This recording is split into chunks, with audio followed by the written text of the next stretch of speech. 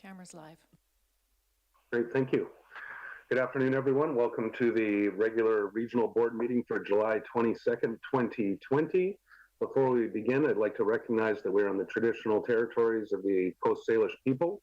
And with that, we will get underway. I believe the first item on our agenda this afternoon is the adoption of the agenda. Are there any changes to the agenda, Ms. Legault? None from staff, thank you. Thank you. If I can get a motion to approve the agenda as presented, moved by Director Smith, seconded by Director Kuhn. All those in favor? Any opposed? None opposed, motion carries. Moving on to adoption of minutes from the regular board meeting of July 8th, 2020. There's no omissions or errors. If I could have a motion to approve the minutes. Moved by Director Yanni DiNardo, seconded by Director Staples. Any discussion? Seeing none, all those in favor? Any opposed? None opposed, motion carries. I believe, Ms. Legault, that'll take us down to public input period. If you would, I'll turn it over to you.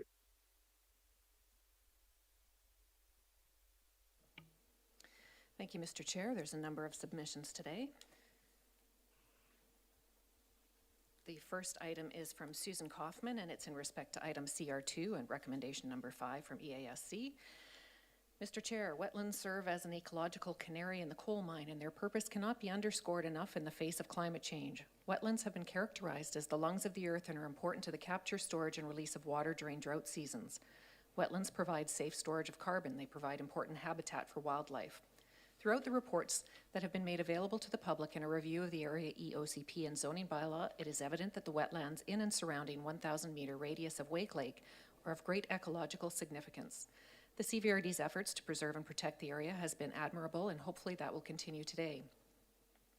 6 of the 8 speakers at public input, including 2 adjacent property owners, spoke to this application, indicating a strong interest in this application.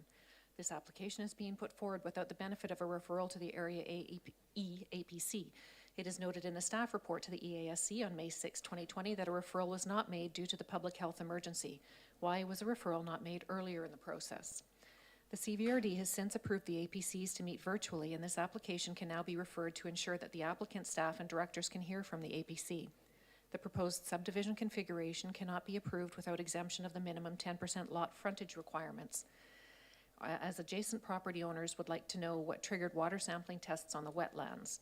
What are the results of those tests? Mr. Chair, yes, this application has been in stream for many years, but can the delays be put solely at the feet of the CVRD, or as indicated in the staff reports, have other factors contributed to the delays? This application cannot proceed without an exemption for a minimum 10% lot frontage onto the road for lots 3 and 7. Minimizing the lot yield and offloading of MOTI responsibilities for road construction and safety should not come at the peril of these vitally important wetlands. The EASC can refer this application to the Area EAPC for consideration prior to making a recommendation, and reinforce to those who have expressed concerns that the CVRD is listening and outstanding reports be submitted. Or the CVRD can deny the application outright, citing that the application cannot be approved without the exemption. It is clear that there has been some delays due to the staffing constraints, but this file was begun many years ago. The staff, EASC, and board have worked diligently to preserve the sensitive ecosystem. Please do the right thing today and do not approve this application as submitted. The second submission is from Lee Hurst of Mill Bay. Dear CVRD representatives, as a Mill Bay resident and former member of the Saanich Inlet Protection Society, I'm writing to express my concern about the apparently massive exploitation of land adjacent to the Trans-Canada Highway on the northern approach to the Malahat Drive, sections of which stretch down to the inlet shore. I understand that permits about to be issued by CVRD will allow the dumping of waste material, soil, rocks, etc. on much of this land. I request that the issuance of these permits be deferred until citizens have had the opportunity to provide information relative to their concerns. The third submission is from Bernard Yerlink. Dear Chair, I find it baffling that we have a regional drinking water and watershed protection function, yet your staff ignore this function when making their recommendations. Applications for soil deposit permits should clearly outline measures on how to prevent sediment from entering streams and lakes. Nutrient-laden sediments ultimately end up in lakes, promoting algal blooms and the growth of noxious weeds such as Eurasian water milfoil. There should also be clear plans on how the soil is to be deposited. Soil should not simply be edge dumped as occurs in most of the fill sites in the CVRD. Soil should be deposited in lifts of 400 millimeters or so and then compacted. There should be active monitoring of ground as well as surface water, with the exception of soil deposit permit SDC 20-05. I see none of this. Specific comments include 1 on item CR 217 SDC 20-01. Surprised that staff have recommended this application to be approved. Staff should have examined the covenant on the strata registered on the Victoria Land Title Office, which states no industrial mining, including but not limited to rock quarries, gravel crushing, gravel extraction, or processing shall occur on a lot. No fill, dirt, aggregate, soil, sand, rock, or other material, including organic material and junk, is defined in 4.1, shall be stored on or disposed of within a lot. No lots will be used for commercial or other purposes not ancillary to residential purposes, with the exception of bed and breakfast accommodations. This permit application needs to be rejected just on the basis of this covenant. Secondly, CR 218 SDC 20-02, the site of this landfill has been deemed to be a contaminated site by the Ministry of Environment. There is no description on how the soil is to be deposited. Edge dumping that has occurred in the past by this applicant resulted in a landslide. Before a permit is granted, there should be a clear plan on how the soil is to be deposited. Also in this application, there are no plans to capture runoff sediment. A recent MSC study of Van Horn Creek showed that a site downstream of the applicant's fill site had numerous turbidity spikes, often above the 100 NTU between October 2016 and April 2017. Before a permit is issued, the CVRD should insist on a proper plan to prevent sediment entering Van Horn Creek, a creek that runs through the property and empties into Upper Shawnigan Creek and Shawnigan Lake. In addition, the CVRD should insist on proper ground and surface water monitoring and wheel washing facility. CR 219 SDC 03, the groundwater impact study by Spoke Environmental Advisory was a desktop study, did not include an on-site visit. On-site visit would have shown that a nutrient-laden sediment from this fill site enters Upper Shawnigan Creek. Only vague plans to use straw bales and silt fences are proposed to prevent sediment from entering the creek. The Shawnigan Basin Society has sampled the creek at a number of sites over a number of occasions, with one of the sites being where the creek runs under the bridge at Souk Lake Road, close to 1815 and 1875 Souk Lake Road. Sediment clearly enters the creek. On February 1st, 2020, the water's turbidity was 9.1.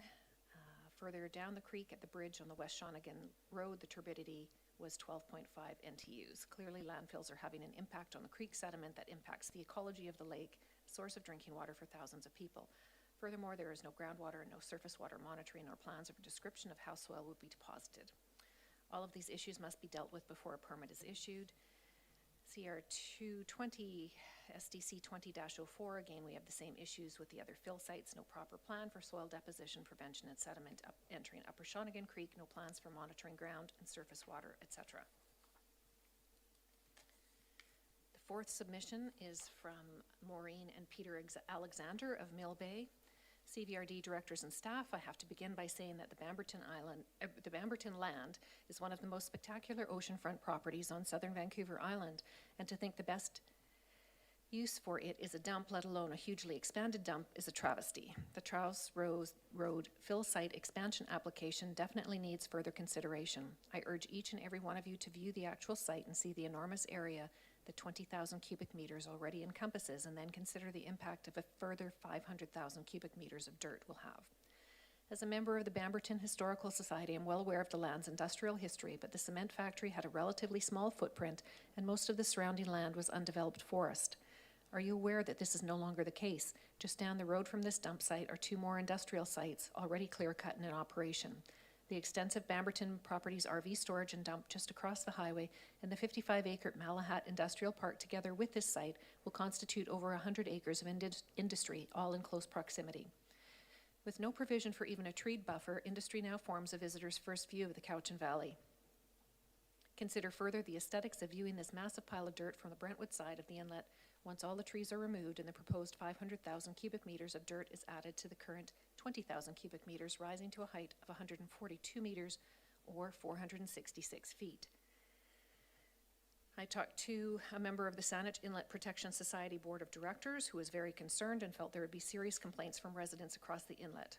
He wanted me to pass on the following. This is the sort of environmentally unsound and unsightly undertaking that we have been warning about and opposing for over 20 years now, ever since the 3 Point Properties first came forward with their proposal for the development of the Bamberton site. However, if appearances don't concern you, then I have questions regarding the application itself.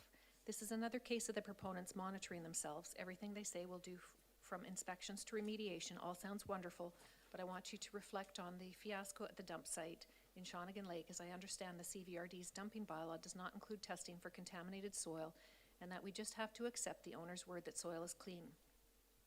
What will be the long-term effect of this huge amount of soil and what it contains on land that is already subject to erosion when the trees are removed? What effect will the water seeping through the bottom of the settling ponds have on the surrounding streams and on Saanich Inlet? What if CMR continues operations and they and/or MICO cannot afford to remediate the site?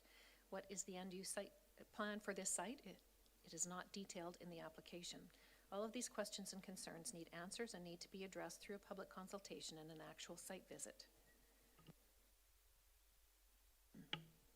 The fifth submission is from Cliff Evans of Shawnigan Lake. On today's agenda, CR 217 Soil Deposit Permit SDC 2001 be issued. This permit was very thoroughly discussed at the AASC July 15, 2020 meeting. From the discussion, there were many unanswered questions or just vague answers given. During the discussion, it was established that much of the permit's technical information wasn't given to the public or the directors. This information was given to the directors on July 19, 2020, after the EASC meeting, and there was the source of many unanswered questions, but not all. The soil bylaw officer made a statement to the EASC directors that he phoned the Stonecrest manager strata about the strata rules, and the answer was something like, just the normal strata rules, nothing out of the ordinary. Mr. Glass asked the manager for the strata constitution and bylaws, and we found that BC Land Title Registry for Building Strategy. This is a BC Land Title Office registered covenant. The covenant forbids soil deposits. Perhaps the CVRD might want to get advice from legal advisors before proceeding with this permit, as suggested by one of your directors. All Type C soil deposit sites should have well tests to ensure that the aquifers are not contaminated, and as a standard for annual checks. These tests must cover all the metals, minerals, and hydrocarbons. There is already one residential well beside a soil deposit site in the area that has levels of lead that are far above safe drinking water standards and is being investigated by VHA. One member of the public, who is a paramedic, stated the following when I asked her what she thought about Type C soil deposits in a residential zone. This is what she stated. I wholeheartedly agree with restriction on soil dumping on residential properties. Residential zone properties should and must have tighter and more stringent regulations than commercial or industrial zoned lands, because the effects may have more immediate health implications for residents and their children. That said, very careful and prudent monitoring should apply to all lands within the CVRD. If not, what is the sense in having a soil deposit bylaw? Mr. Chair, please deny or at the very least defer this soil deposit permit and have a public meeting. The public wants the CVRD soil deposit bylaw to protect our water, not to promote commercial money-making enterprises. The next submission comes from the agent for Mr. Bellavance for related to item SR5 and bylaws BEA1. A previous letter was circulated to directors from the Island Corridor Foundation with regard to the ENA Railway Kilometer 22 slide, and the applicant has advanced some, would like to also make comments on the submission provided by Island Corridor. So I will read the portions of the letter from Island Corridor and the response from the applicant.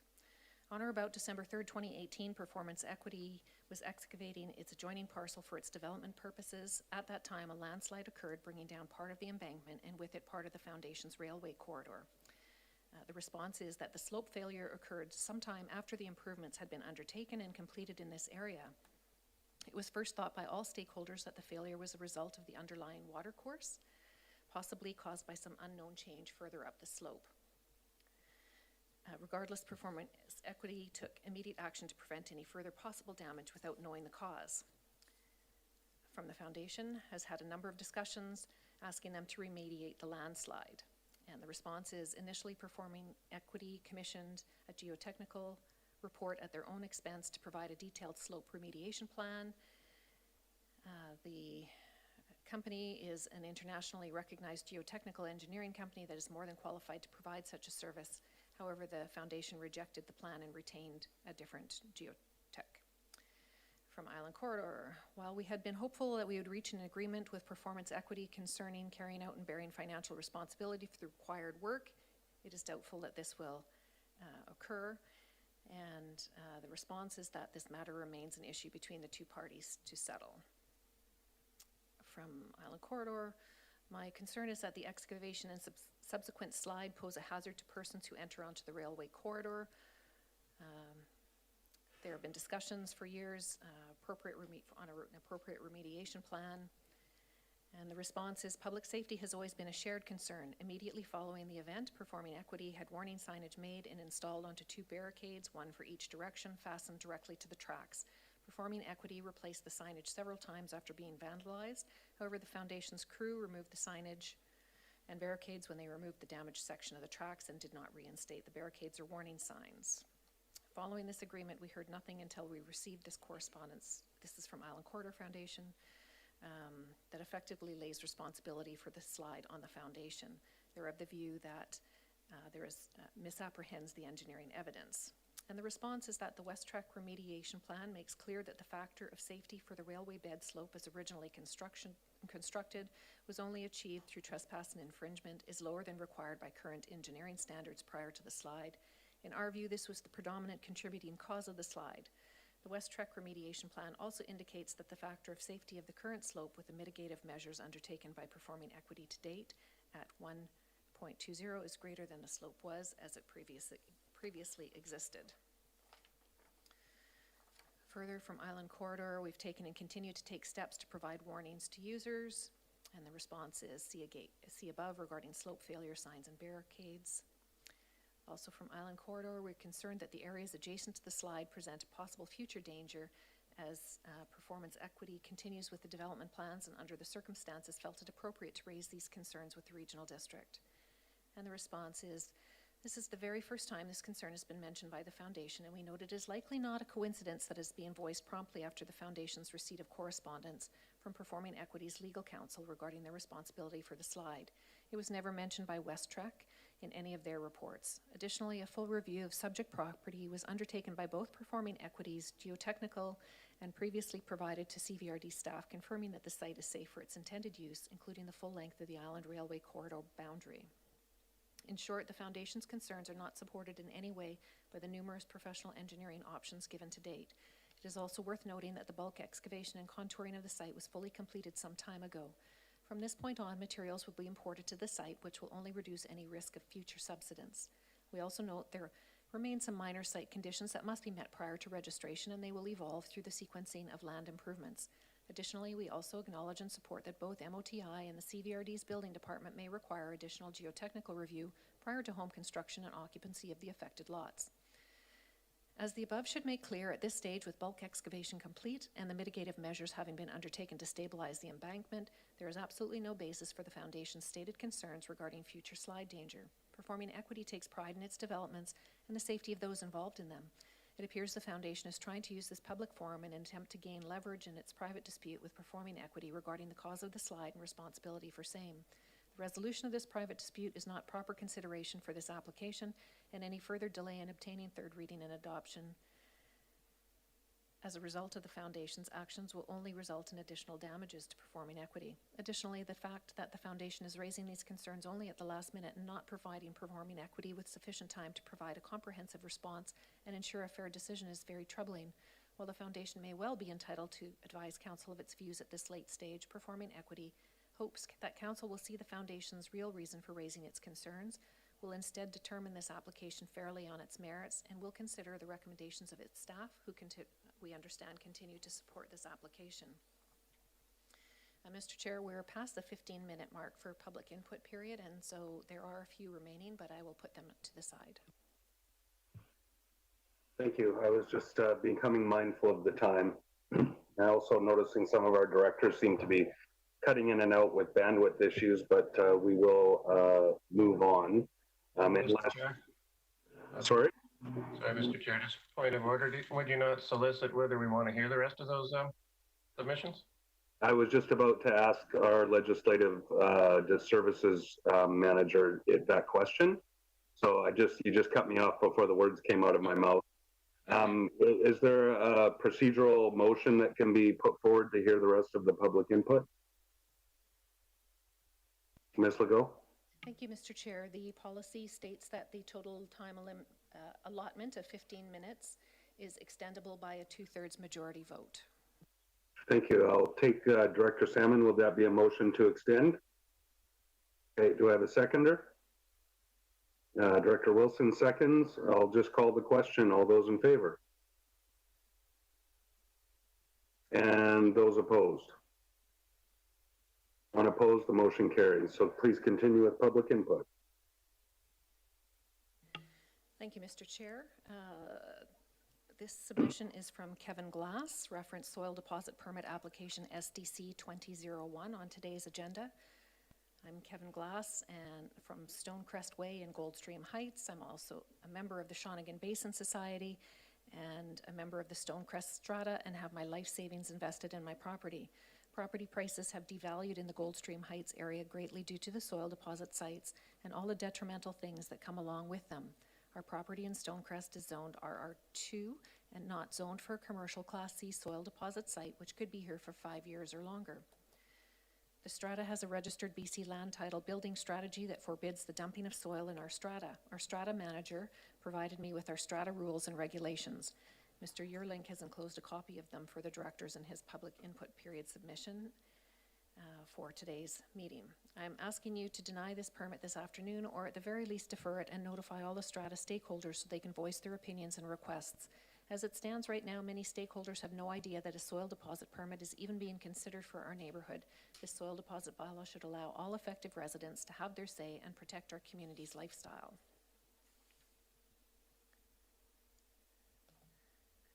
This submission is from Dave Hutchinson, Shawnigan Lake resident, regarding the soil deposit permit applications SDC 20-1-5 that are before the board today. It is interesting that groundwater and the aquifer are considered, but surface water and sediment runoff problems seem to be a low priority.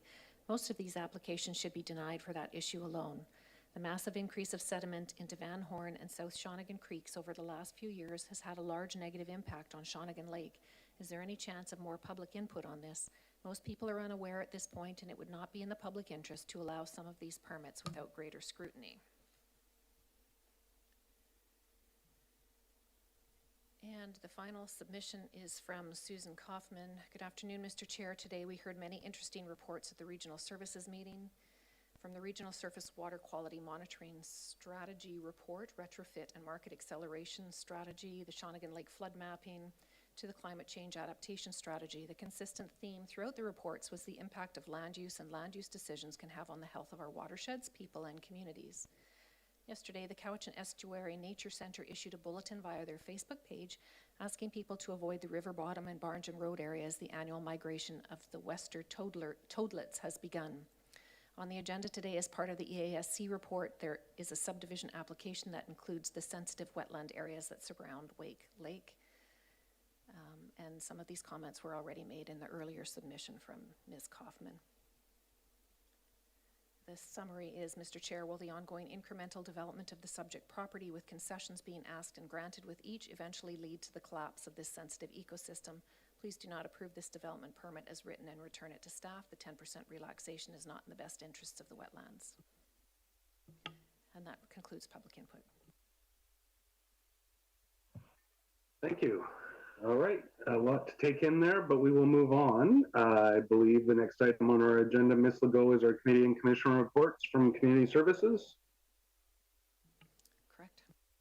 Thank you. So I would turn that over to Director Acton to read the recommendations from the Community Services Committee.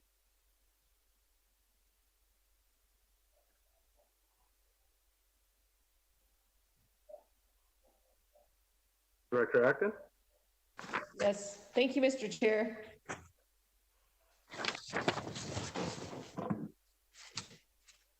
From our CR1 report recommendations, Community Services Committee meeting of July 8th, 2020. The recommendations are as follows. Number one, that the Cowichan Region Childcare Plan presented at the July 8th, 2020 Community Service Committee be referred to staff for consideration in the harmonization and modernization of the official community plan. Two, one, that the certificate of sufficiency confirming that a sufficient petition requesting inclusion into the Lake Cowichan Fire Protection Service area be received.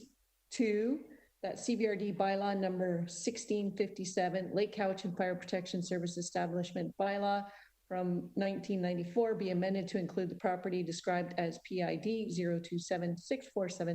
027647889, Lot A, Block 401, District Cowichan Lake, Plan number VIP 85672. And number three, that the Mill Bay Fire Protection Improvement District be advised that the CBRD has no objection to a boundary extension to include properties at 742, 752, 762, 772, 782 Memory Lane and 1600 Glen Lane. And number four, that a change to the delivery model for emergency support services from contracted to an in-house led volunteer program be approved. Thank you. Do you move those items? I move those items. Thank you. Do we have a seconder? Director Kuhn, any discussion on those items? Director Wilson. Thank you, Mr. Chair. I wonder, as there were members of the board who weren't present at that meeting, whether one of the members of staff could actually summarize on recommendation number one with the Cowichan childcare plan being incorporated or considered into the harmonization and modernization, just what that will entail as far as staff is concerned and what is going to be done there. Okay, yeah, if we can please make it brief, Mr. Elzinga, just as we've already had a lengthy discussion about this at committee, and that is the point of committee, to not rediscuss it again at the board. But if you can give us a brief synopsis, Mr. Elzinga. Thank you, Mr. Chair. I would probably turn to Ms. Cheryl for most of the response, but I will say there was a number of recommendations in the report focusing on space creation of childcare spaces for the 0 to 2 infant and toddler, 3 to 5 preschool, and 6 to 12-year-old age groups. There was a number of other recommendations. I believe the question was how would it be incorporated into the modernization and harmonization process. So I would have to turn to Ms. Cheryl for any input on that. Ms. Cheryl. Thank you, Mr. Chair. I would like to note that staff have already reviewed the child care plan and have flagged a number of policies for inclusion in the modernized OCP going forward. So staff are working on it. Thank you. Any further discussion? Seeing none, all those in favor? Any opposed?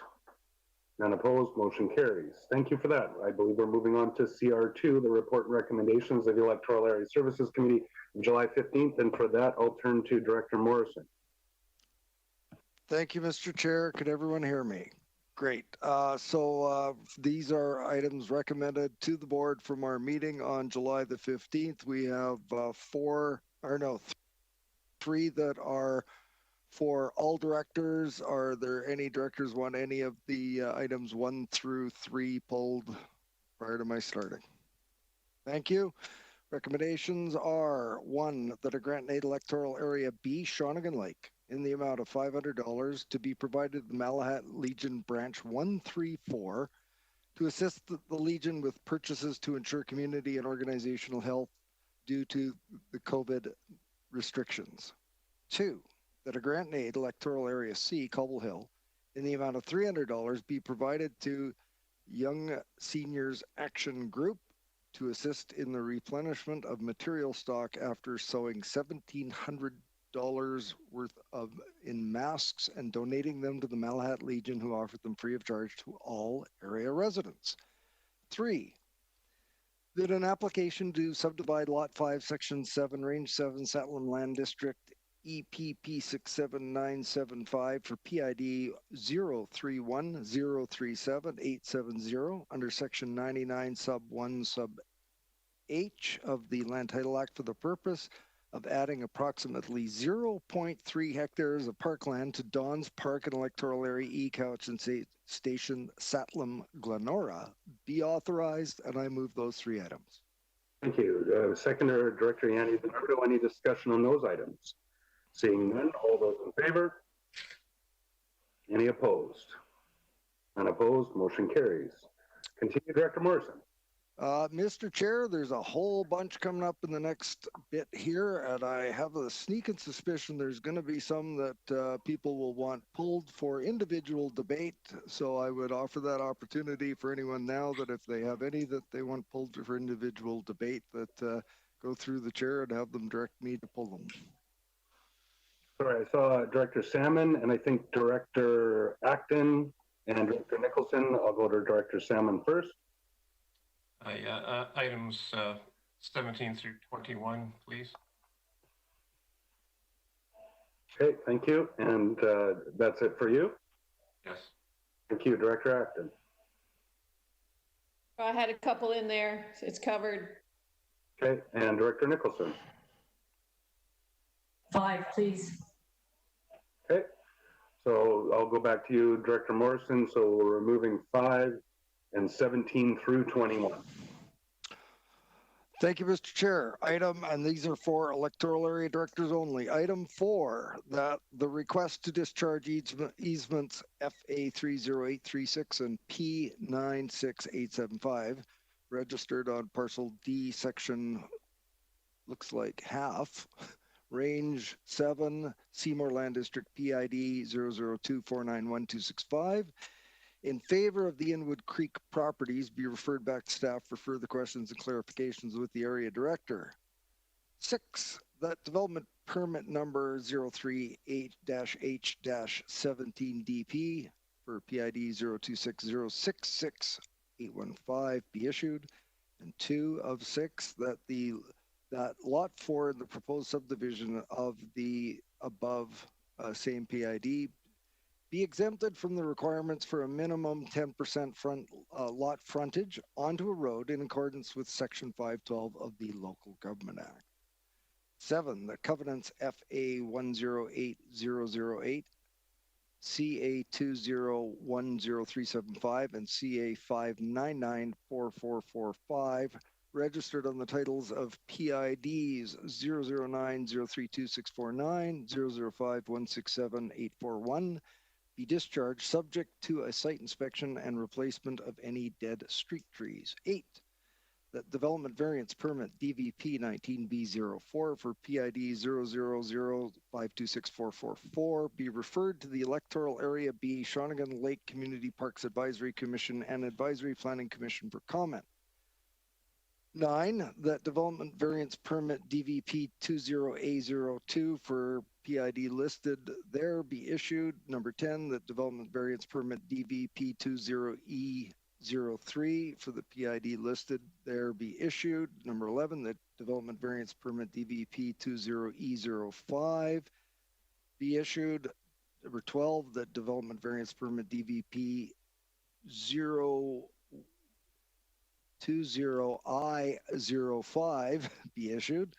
13, that development variance permit DVP 2010I06, be issued.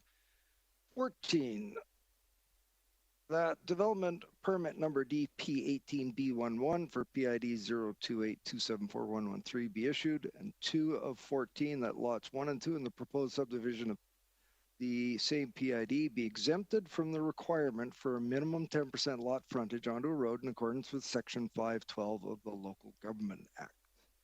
15, that development permit number DP20C02 for PID 000702269 be issued. And 2 of 15, that lot A in the proposed subdivision of the same PID be exempted from the requirement for a minimum 10% lot frontage onto a road in accordance with Section 512 of the Local Government Act. 16, that development permit number DP20D01 for 1761 Cowichan Bay Road be issued. 22, 1, that an amendment to South Cowichan zoning bylaw 3520 to permit suites in the R3 and R3A zones of Mill Bay with no minimum parcel size requirement for parcels connected to both the community water and community sewer system be forwarded to the board for consideration of first and second reading. 2, that amendments to the South Cowichan zoning bylaw 3520 and zoning bylaw 2465 electoral area I, Yubo Mead Creek, to remove plumbing fixture limits for accessory buildings be forwarded to the board for consideration of first and second reading. 3, that a public hearing be waived for the above noted bylaw amendments and a public notice occur in its place. 4, that all matters pertaining to affordable housing and suite regulations be considered during the modernized official community plan project. And Mr. Chair, I will move those items that have been read. Thank you. Seconded by Director Kuhn. Any discussion on those items? Director Nicholson. I apologize. I was listening with half an ear and I thought I heard number 5 being read. Was that to be pulled out? Number 5 has been pulled. Okay. Sorry, I'll go back to Director Morrison, but I don't believe I read it. no. But we've pulled 5 and then 20, or sorry, 17 to 21. Yeah. Those will be addressed separately. Any further discussion on the motion? It was seconded by Director Kuhn, I believe. So I'll call the question. All those in favor? Any opposed? None opposed. Motion carries. Back to you, Director Morrison. Mr. Chair, item 5, that a development permit area number 12-E-17DP for PID 030258995 be issued subject to the registration of a covenant 219, section 219 covenant to protect the wetland and corridor areas, and 2, that lots 3 and 7 in the proposed subdivision for the same PID be exempted from the requirement for a minimum 10% lot frontage onto a road, and I will move that item. My apologies, I muted myself. I believe, I don't see a seconder, and I saw Director Nicholson's hand, unless Director Kuhn, are you seconding it? Okay, but I'll go to Director Nicholson, so it has been seconded, and then I believe I saw Director Yanni DiNardo after that. Go ahead, Director Nicholson. Thank you. This is really being a challenging application for me, and in part because it's gone on so long, and I really, it's a very complicated, the wetlands are a very complicated and significant feature there. And I think it would be wise before we press on to send it to the APC so they in particular could review the 10% lot frontage relaxation that's being requested. So I would like to refer it back to staff to have that happen, please. So you're making a motion to refer back to staff? Yes. For public engagement? Yes. Okay, sorry, I think I saw Director Salmon second that. Yeah. Okay, thank you. I have Director Yanni DiNardo and Director Morrison on my speakers list. Okay, Director Yanni DiNardo is off. Director Morrison? No? Well, it's a referral motion, sorry. I appreciate that, thank you. So keep in mind that this is on the referral motion, Director Acton. I don't know if there's staff to answer this, but I just wanted to make sure that this hasn't been sent to the APC before. No. I'm not sure if I see it stepping forward, or Mr. Limshu. What kind of consultation has taken place in the application? So again, I guess the challenge is now that we have a referral motion on the floor, that question is actually out of order. Because once a referral motion is made, all discussion has to be on the propriety of referral. It's hard for me to make my decision. I appreciate that. Unfortunately, I thought we were going to get a bit of a speakers list before the referral motion was made, but we didn't. And it's Director Nicholson's within order. She was the first hand up to make the referral motion. It was seconded, so here we are. So I apologize to the directors for that. Director Morrison?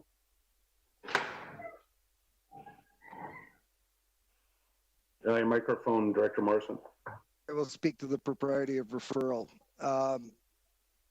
This item has had numerous opportunities to be discussed at committee.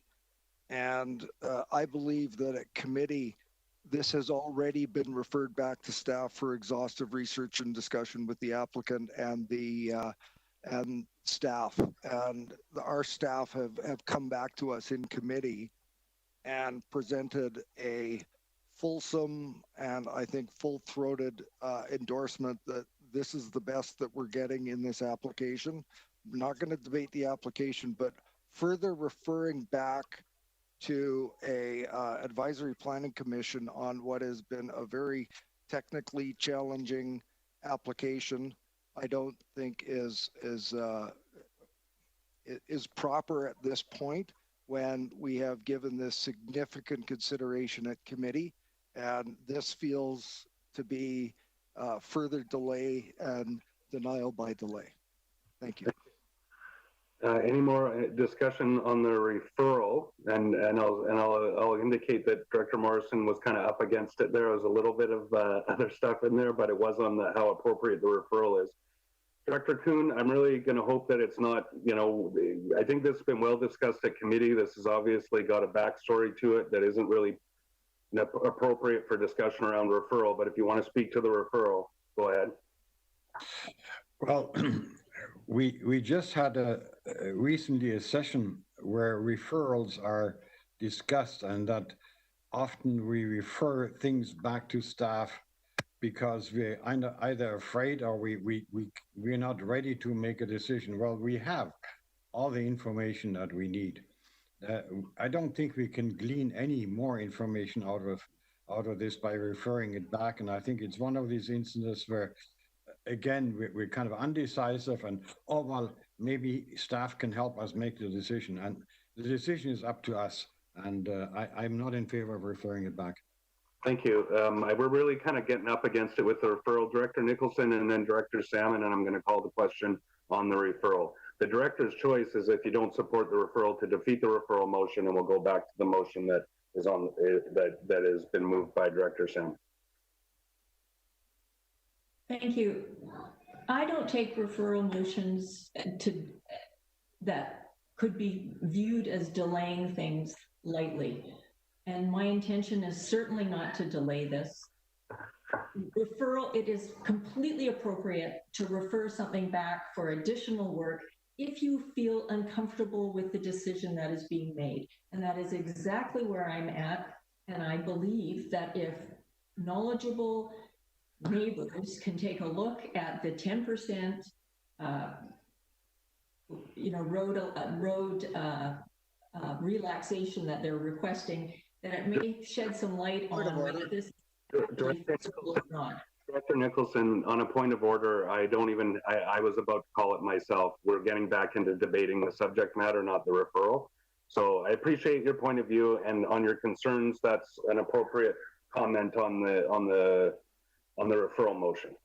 Director Salmon, and then I'll call the question on the referral. Director Salmon. Yeah, I think it is appropriate. I still have outstanding questions, and I agree with Director Nicholson.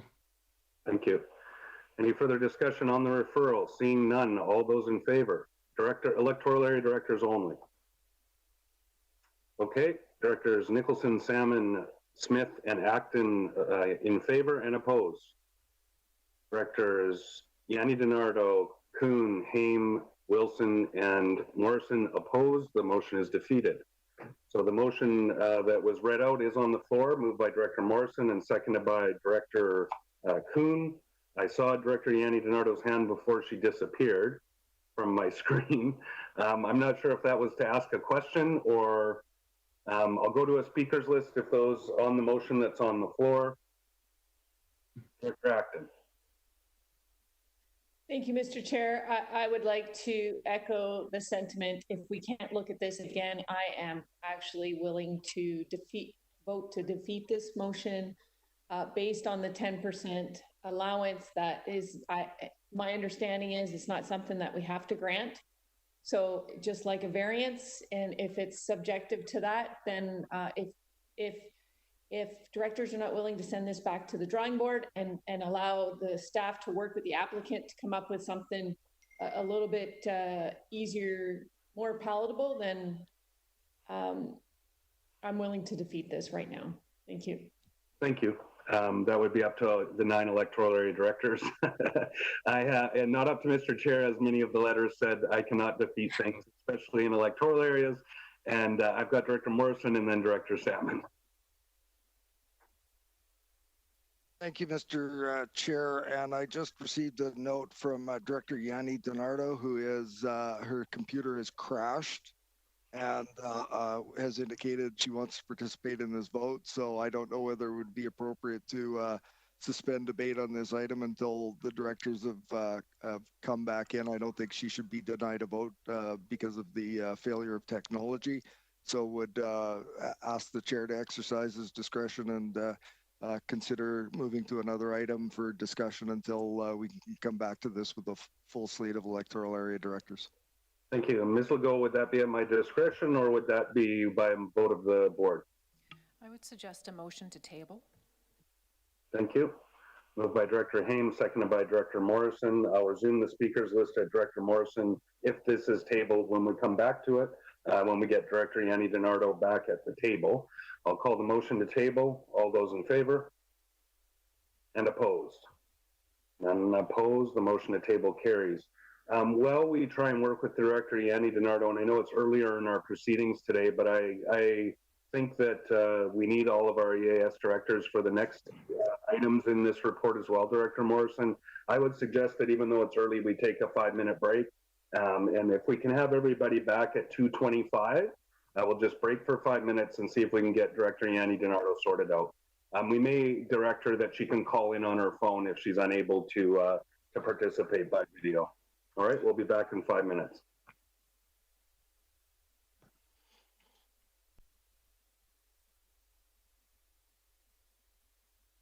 Pop in as we go through these next couple of items. We've started the camera and I'll let you know when it's live. Thank you. Camera's live. Thank you very much. So we're resuming our meeting. Thank you and welcome back, Director Yanni Donardo. She's still here? Yep, there she is. Okay, we're good. And we're going to go back to item number 5 from the electoral area directors meeting. So I would ask for a motion to bring that item back from the table. Director Haynes, seconded by Director Smith. All those in favor? Any opposed? None opposed. We're back onto item 5. I had a speakers list of Directors Morrison, Salmon, and Nicholson. Director Morrison, I'll go to you, and then Director Salmon and Director Nicholson. Thank you, Mr. Chair. And you know, I'm struck by a number of the considerations that we have around this particular file. In that this has been through committee and been considered by committee, has been referred back to staff to work with the applicants, and then come back with what was essentially a full-on recommendation to approve by staff, and then considered at committee and unanimously recommended to this board that it proceed at the last committee meeting. And so I consider what has changed from now till then that would have us to have pause, because as you'd said earlier in the meeting, that's where the bulk of the work of the organization is done in committee.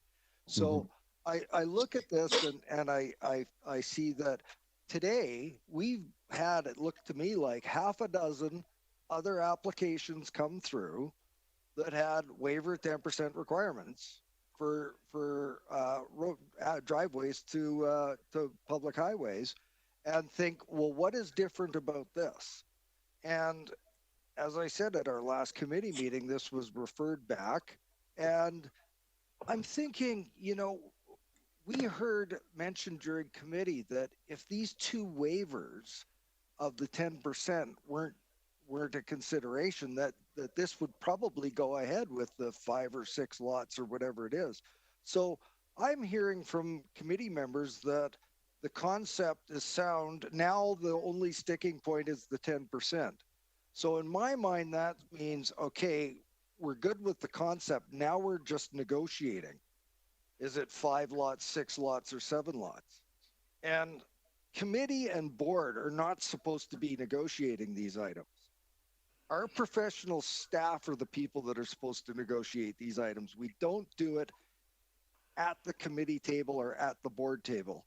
And our staff has come back to us and said that all of the professional advice, MOTI, everybody is on board with the application that has been presented to us, and that the waiver is a completely appropriate activity that we do, shown by what we did earlier today with the other items that have already been approved. So I'm looking at this application now saying that at this late stage, when we unanimously endorsed this at committee, that this really is now a case of a decision delayed, may as well be a decision to deny. And I'd encourage everybody to support this to move forward. I think staff have done a tremendous job on this, and I think the applicants, I don't know how we could get a better applicant to work with our staff. And if this is just sold, we could be back at the drawing board with someone not nearly as willing to work with staff and to provide us with the assurances that this applicant has. Thank you. Thank you. Director Salmon and then Director Nicholson, and then I'll call the question. Director Salmon. Yeah, thank you.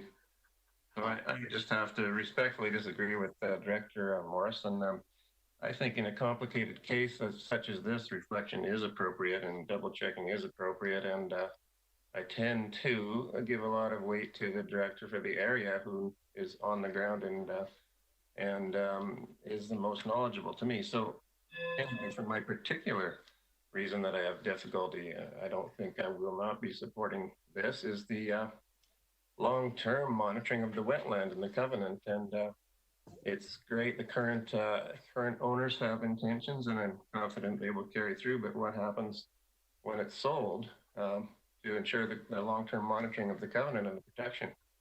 And there's an easy enough answer, which we discussed a little bit last time, which is putting a land trust on the covenant to ensure that the monitoring continues with permanence. And that doesn't necessarily cost money. There are programs to cover that. So I would like to see this referred back in that option, discussed, investigated, and looked into. So that's why I can't support this. Thank you, Director Salmon. I do note the referral motion was defeated and we are back on the main motion, just for clarity, and I'll go to Director Nicholson. So yeah, I appreciate everyone's comments and where they're coming from. I think it's super important when you have these significant, and I can't stress enough how complicated this one is. Not only are they asking for the 10% frontage relaxation, but incorporated in that there is a trail access for parks, and it's all with these complicated system of wetlands where the water table comes up quite significantly and goes down, and it just, to me, it's pushing the limit. This is not like, I don't want to kill, I can't kill the whole application because they're within their rights to subdivide. It's just that the development permit, the way they want to do it, I still have significant questions about. And in the course of, I don't know, 6 or 8 years that this application has been discussed with staff, it has never been referred to the APC. And the community is very engaged with this application. As you know from the previous EASC meeting, we had numerous comments come in about it. And so I don't think it would hurt, and it may help answer some questions or, to send it back to the APC. So for that reason, I appreciate Director Acton's suggestion that we deny this application right now, and then they can go back to the drawing board. Yeah, thank you. Thank you. I just have a process question for staff. Based on either our policy or legislation, are development permits referable to APCs? APCs have different functions in municipalities, so I just... I'm going to ask Ms. Cheryl for Frank to answer that. Thank you, Mr. Chair. The legislation regulation allows the board to refer any planning matter to an APC. So despite what the procedures bylaw says. Okay, thank you. All right, Mr. Limshu. Oh, I was just going to add to that, in terms of our policy, our procedures policy, where we're dealing with subdivisions greater than 3 lots, which is here. Our policy does talk about referring it to APC. Okay. Director. Point of order, the referral has been declined. Yeah, I just was reflecting on Director Nicholson's comments and just wanted clarity because it's different in municipalities. Director Acton. I just wanted clarity from Mrs. Cheroff's comment. She said the board has the ability to send it to the APC. Does she mean the electoral areas services directors? Yes, because this is an electoral areas only vote. Yeah, so just we're called the board here, but it is EAS directors only. So we do have a motion on the floor. I do not have anyone else on my speakers list. So I will call the question. All those in favor? And those opposed? So I have directors Nicholson, Salmon, Smith, and Acton opposed. I believe the motion carries. All right, so we'll move on. I'll come back to you, Director Morrison, on items 17 through 21. Mr. Chair, before I read these out, I think you might want to go to some discussion because at committee, there was an attempt, a motion to refer these as a block to a public consultation process. And I'm sensing that's the direction that's being sought here. Now, it was ruled out of order because these were individual permits that were to be discussed on their individual merit, and our legislative staff confirmed that they should be considered as individual items. So I would like your direction on how you would like to proceed on this because they are individual, they're permits, they're not rezoning, and these were all passed and recommended to the board for consideration. So what is your pleasure here as chair of the board? I would suggest that based on the public input as well, it's quite clear that there's differences between these applications and they should be dealt with individually. I would go to staff for any clarity or confirmation that would be the right way to go. But I think based on the differences between them and the different inputs we received, there's clearly some differences between these applications or different concerns. I would concur with you, Mr. Chair. Okay, thank you. And go back to Director Morrison. Item number, I believe 16, is that 17 is the first one? 17. Is that soil deposit permit. Oh, I should ask a question before I start reading it. Did we get 16 done? Just for point of clarification. I'd have to go. In the bulk number? Yes. We did. Thank you. Okay. Number 17, that soil deposit permit SDC 2001 for PID 027675190 be issued. And I would move that item. Thank you. It was seconded by Director Kuhn. First on my list, I have Director Acton. Thank you, Mr. Chair. I tried to correspond the numbers with the electoral area services, so I hope I didn't make an error. But this permit is the one that we have had some input on, and it's the one that's in the strata.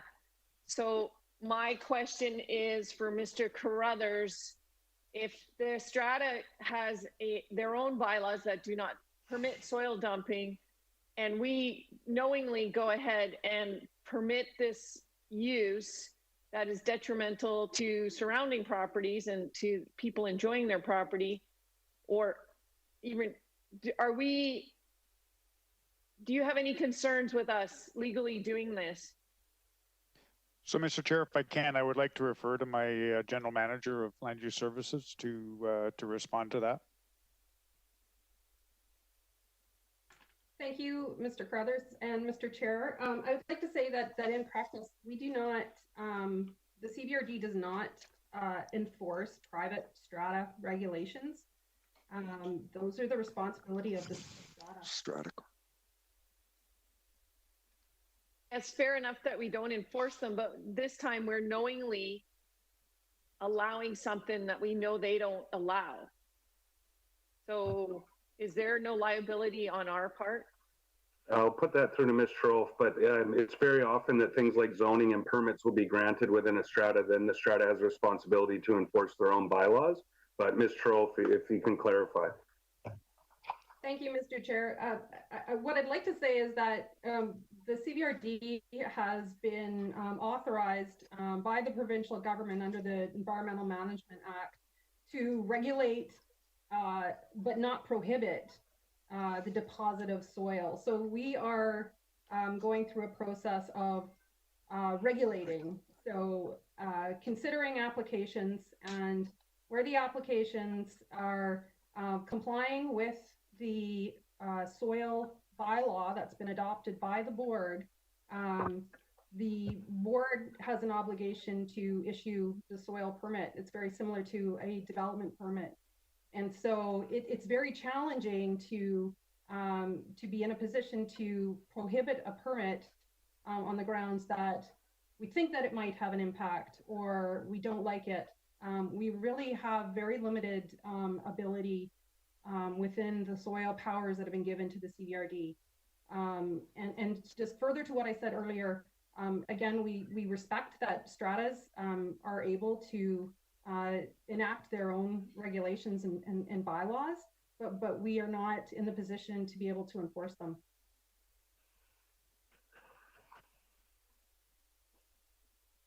Thank you. I'll go to Director Nicholson, then Director Wilson, then Director Salmon. Director Nicholson. So, thank you. Just on that point, through you to Ms. Charles, I am really confused about the line in the soil deposit guideline bylaw that says a permit shall not be issued if the board considers that such deposit would conflict with the policies and guidelines established in the official community plan or the permitted uses allowed by the zoning bylaw. So is this a residential area, and do we permit soil deposits, large-scale deposits in residential areas? Ms. Charles. So I think, Mr. Chair, I think that the best way that I could possibly explain this would be similar to how we have an agricultural land commission, and the agricultural land commission has powers to regulate farming, and so the regional district has limited power to be able to prohibit certain types of agricultural activities within the agricultural land commission. It's very similar when we come to soil deposition, right? So soil deposition is allowable under the Environmental Management Act. We can regulate but not prohibit. So where we do have some authority is around development permit areas, and the bylaw speaks specifically to riparian areas, environmentally sensitive areas that are outlined within the official community plan. And if those areas exist and coincide with an area that is subject to soil deposition, then a development permit may be required. Staff reviewed those and determined that development permits are not required in conjunction with the applications presented today. So that's the limitation around development regulation outside of the soil bylaw. Okay, thank you. Director Nicholson next, or sorry, Wilson, Salmon. Okay, wait a minute, where am I here? I just had Director. Go ahead. Could I follow up? Yeah.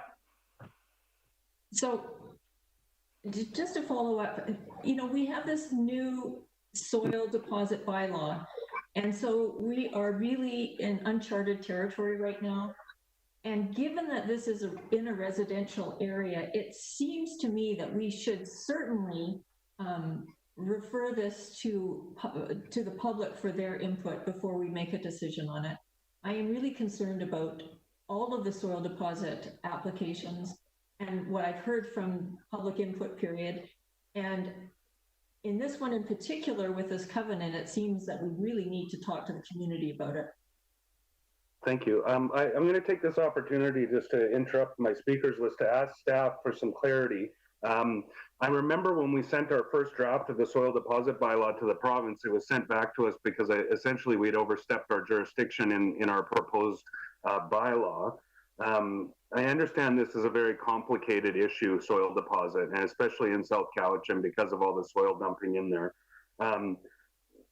Again, and Ms. Trofe has spoken to it, but I have a concern that I feel like there's a disconnect between our understanding of what we can do with the soil bylaw and other jurisdiction. For example, in public input, we hear about contamination and things like that, and I'm quite clear that I understand that if there's that some of this stuff doesn't even fall within our jurisdiction. So I know this is an electoral area only vote, and I'm always loath to speak at all, but as the chair of the board, I feel like it's important that the community better understand what the limits, you know, in at least layman's terms of our soil deposit bylaw are, because much of what I hear being spoken to seems to go beyond our level of authority or jurisdiction.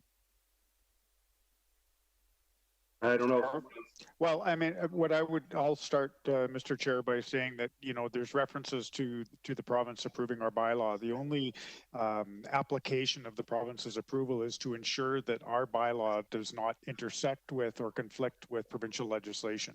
And that is the sole purpose. And you're correct. Our original versions of the bylaw, there was some potential to have been encroaching on provincial authority, and the revisions to our bylaw ensured that didn't happen. With regard to applicability, I will ask Ms. Carroll if she wants to add anything, but you are correct. This is a permitting bylaw, not a prohibition bylaw. And Ms. Carroll? So, Mr. Chair, further to what Mr. Crothers has said, I mean, the issue of contamination is the issue that I think is contentious within the community, and rightly so. However, we do not have a role in regulating contamination.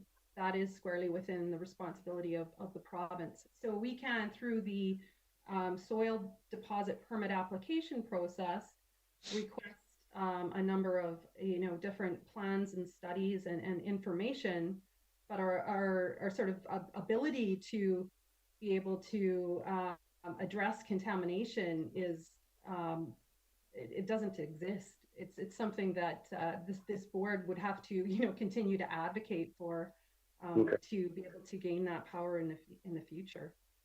Okay, thank you. And so just a final follow-up from me, and then I'll resume the speakers list. Are these like development permits that if all of our bylaw conditions are met and they come forward, that is it a discretionary decision of the board, or is there an expectation that if all the conditions are met, that it's not a discretionary decision?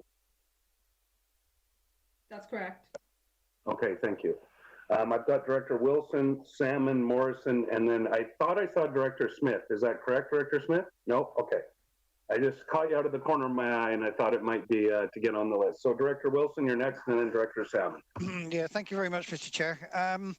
This is just the general comments that I've been writing down some notes here, and it applies to this particular application and all the other soil deposit applications which are coming forward here.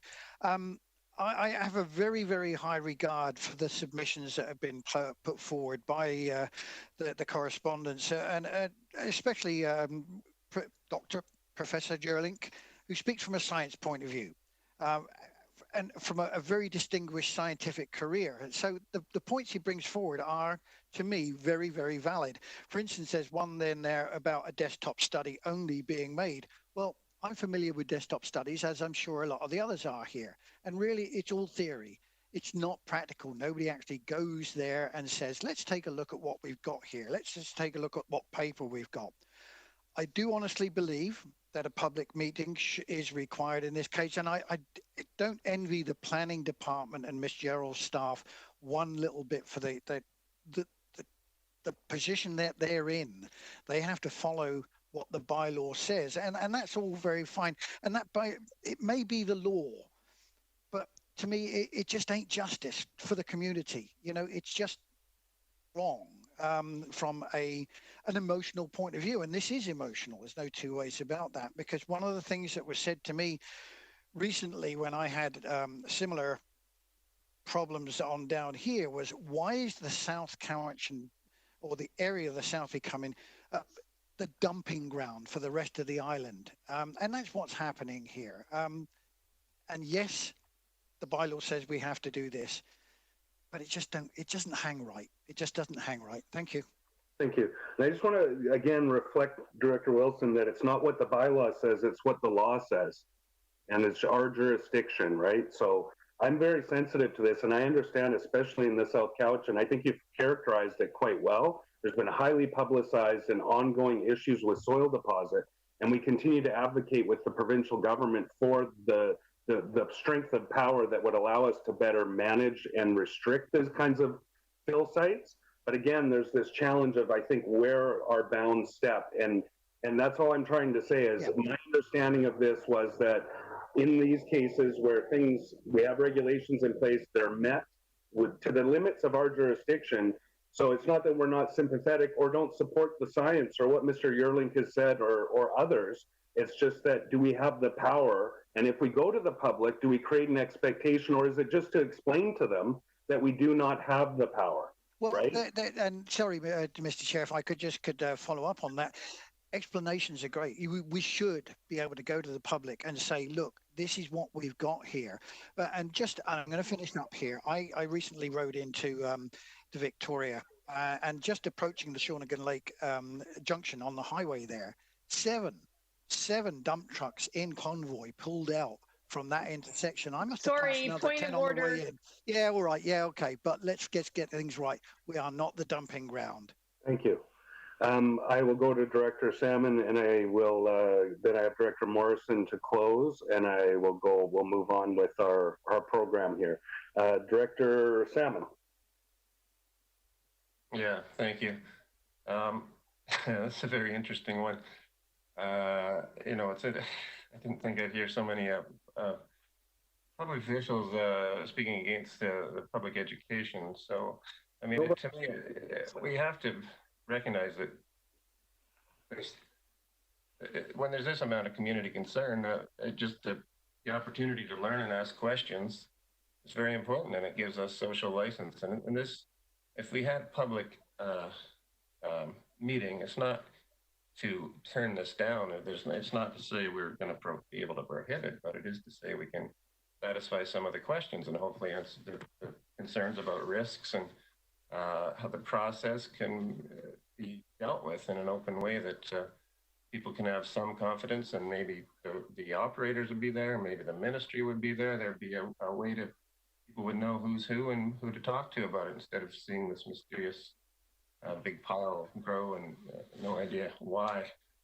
And I just want to also say, I know this, I've followed this one for a long time, at least 4 years, and I remember going out, actually Rob Conway did a lot of the work. I went up to site visit, had a chat, and this bylaw, the things that are in it are in there for a reason.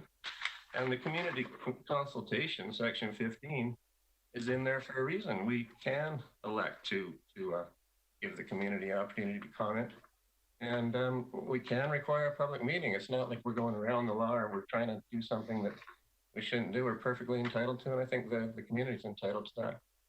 Now, so I guess procedurally, I would like to defeat these and then move to go to public consultation phase for all of them, but one at a time. Thank you. And if you mischaracterized or misunderstood my comments, I'm not against educating the public or informing them about the limits of our jurisdiction and bylaws, but I'm just hearing the feedback that we've had, and even before your time on the board, it became quite clear that we were up against our jurisdictional authority. So as we spoke yesterday about this issue, my thought was that we could have some understanding to the community about what the limits of our jurisdiction is, but not to impede development permits or deposit permits that are meeting the guidelines. That's all I'm trying to say. So it's not a debate. I support your perspective. I just think I understand in the bounds of our jurisdiction that there's a different way to approach it. That's all. That's all. Yeah. Respond. Yeah, I fully realize this is way beyond my time at the board. I was alternate for 4 years, and it was before that. So, yeah. Thank you. Director Morrison, and then I believe I have Director Smith and Director Acton. Thank you, Mr. Chair. So during our public input, I listened very intently because I've been listening to the different discussions and inquiries and the likes and been here since the beginning of this. And, you know, I can go back and I won't use any names, but there were individuals who pleaded at the beginning of our meetings, please get that soil deposit bylaw in. Please bring that forward. Please. Where is it? Where is it at in the process? Why is it taking so long at the province? And it came back. And then we had the opportunity to adopt this bylaw, and huge outcry from the industry and news articles everywhere. The CVRD was bringing in a soil deposit bylaw to regulate the deposition of soil in our area, not to stop. We would collect a fee, we would regulate the activity. So I was listening to the public input, and it was really interesting. There were several people who really hit the mark and understood about the nature of what the soil deposit bylaw allows us to do in regulation. But there was an awful lot of comment and concern expressed about things that were beyond the scope of what the bylaw allows us to do. And that's where this is the issue is when we considered fully whether or not going out to a public consultation on these items would make any sense. And we have essentially been told the conditions of these permits have been satisfied, and we've been told that again and again by staff. So it's clear that we can only regulate, we cannot stop soil deposit. All those trucks that were mentioned going up the highway, we can't stop the trucks from coming. So I'm going to suggest that we consider doing this, that if there's a desire to inform the community about that pile of dirt that's coming in here and why we can do this and why we can do that. And I don't see there being a I don't see there being a compelling reason to deny any of these soil deposit applications that are before us today. That I would suggest, and I'm not going to make the motion today because we already have a motion on the floor, but if we approve these soil deposit bylaws, our permits today, that a subsequent motion to have an information meeting on the soil deposit bylaw and its regulations and how it is being applied in force today in the South End could be organized, and all of the permits that we're dealing with today could be discussed when those professionals are brought together to discuss it. But I think that at this point, there's merit in these applications according to staff. They've met the terms and conditions. We can go out and we could do that public education piece after the fact when these are done. Doing it beforehand gives the public the impression that their input will have some sway on whether or not the permits are issued. That's what I would suggest, and I would make that motion after we've considered all of these items. Thank you. I have Director Smith. I agree with that. I have Director Smith, Director Acton, and then Director Salmon. Director Smith.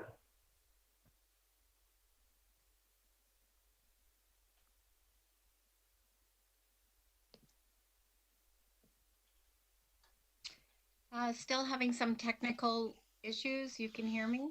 Okay.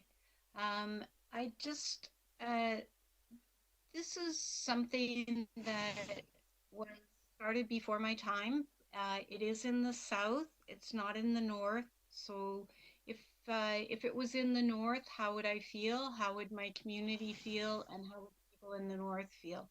So I think that we debated it last week. But our bylaw does state that we can have public meetings on these files.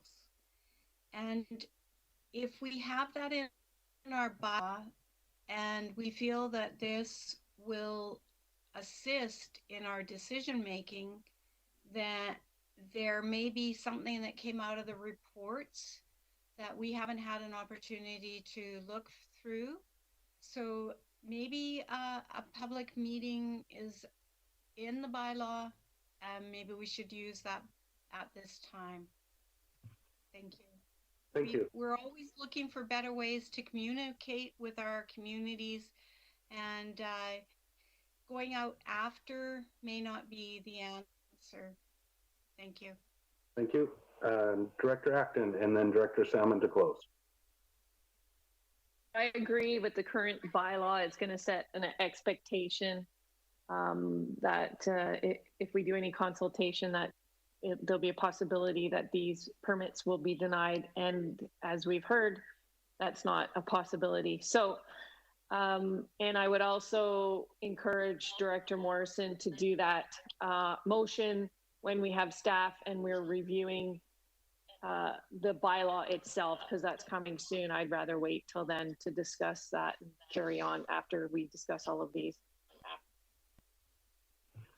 Thank you. I have Director Salmon and then Director Nicholson.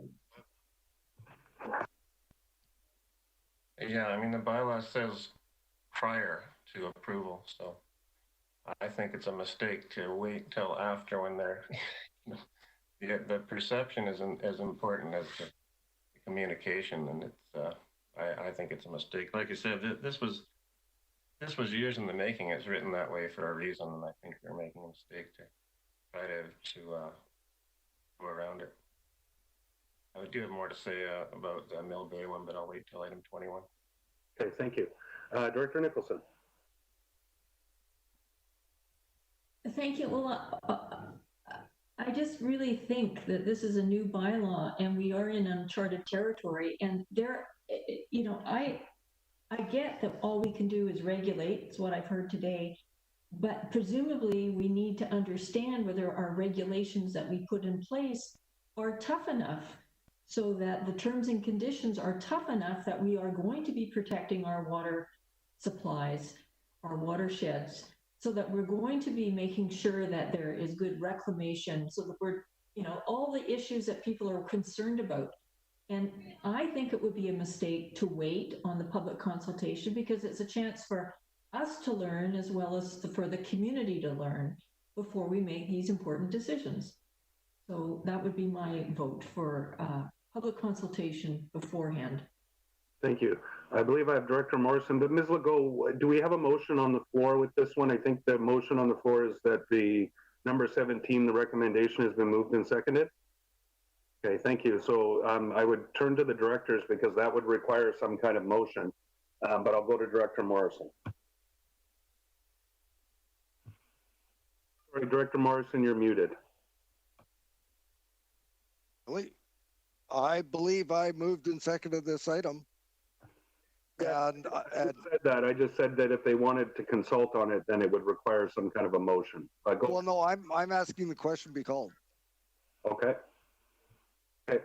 So, Ms. Legault, I need a little bit of help here process-wise. I see Director Salmon raising his hand, but the question, Director Morrison was moved to call the question. Sorry, I've never had such you know, these kinds of debates on a consistent basis, but Director Salmon, I believe, is probably going to want to make a referral motion to a public meeting. I'm asking you if it's in order. The question has been called. Thank you, Mr. Chair. I think the question's been called. Okay, so we'll call the question then. Can I not comment first? Not a referral motion, just a... Question's been called. Yeah, sorry, I appreciate that, Director Salmon. That's why I referred to our legislative services. If the question's been called, I believe I have to call the question. Okay. We have more debates to have. We have got 5 more to debate here. I'll call the question. This is for electoral area directors only, and it is that soil deposit permit SDC 20-01 be issued. All those in favor? And those opposed? Directors Nicholson, Wilson, Salmon, and Smith opposed. The motion carries. And we'll move on to number 18, Director Morrison. That's soil deposit permit SDC 20-02 for PID 027514382 be issued, and I would move that item. seconded by Director Yenny DiNardo. Discussion on number 18. Director Acton. Thank you, Mr. Chair. This particular one is has a history of snuffing into Van Horn Creek. And I think it was mentioned during public input period too, a suggestion of that they don't have a runoff plan for sediment. And I think that is pretty reasonable considering this applicant's history. So this is not an attempt to defer or delay, but to protect a creek that eventually runs into Shawnigan Lake. And you know, in Area B, we're kind of tired of playing whack-a-mole with all of these, all of the nutrients running in the lake. And we were told that the soil bylaw would be able to regulate these. So on this particular one, I think the bylaw has to stand up to its promise. And I'll be asking for a referral motion if there's no more discussion, or what should I? Okay, so I go through to staff. If they're, again, we seem to have a lot of misunderstandings around the soil bylaw, either at committee or now at this table. So is that part of what we can regulate with the soil deposit bylaw, is to require a runoff plan? Thank you, Mr. Chair. I'm just referring to the bylaw. Bear with me. So the items that can be that are required, I'll just go through the items so that it's really clear. So a survey, a soil assessment and deposit plan, an environmental protection plan, the site remediation plan. And the environmental protection plan includes measures for controlling erosion and sedimentation and for maintaining erosion and sediment control infrastructure, measures for protecting riparian assessment areas, watercourses, and sensitive environmental features, measures for minimizing the tracking of soil onto public roadways and for cleaning roads, measures for minimizing dust, measures for managing on-site drainage for the duration of the soil deposit activity, and for ensuring that watercourses and adjacent properties will not be negatively impacted from stormwater runoff from the soil deposit site, and measures for controlling noxious weeds and invasive species.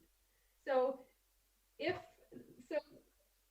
staff have brought these applications forward, but it is the board's decision to issue the permit. So if you feel that you don't have the information consistent with the bylaw, irrespective of the staff recommendation, you can ask for more information that is within your authority. I would recommend, if you do that, you be specific about what it is that you're requesting, so that we can be very clear to the applicant about what additional information they will need to provide in order to satisfy the requirement of the bylaw.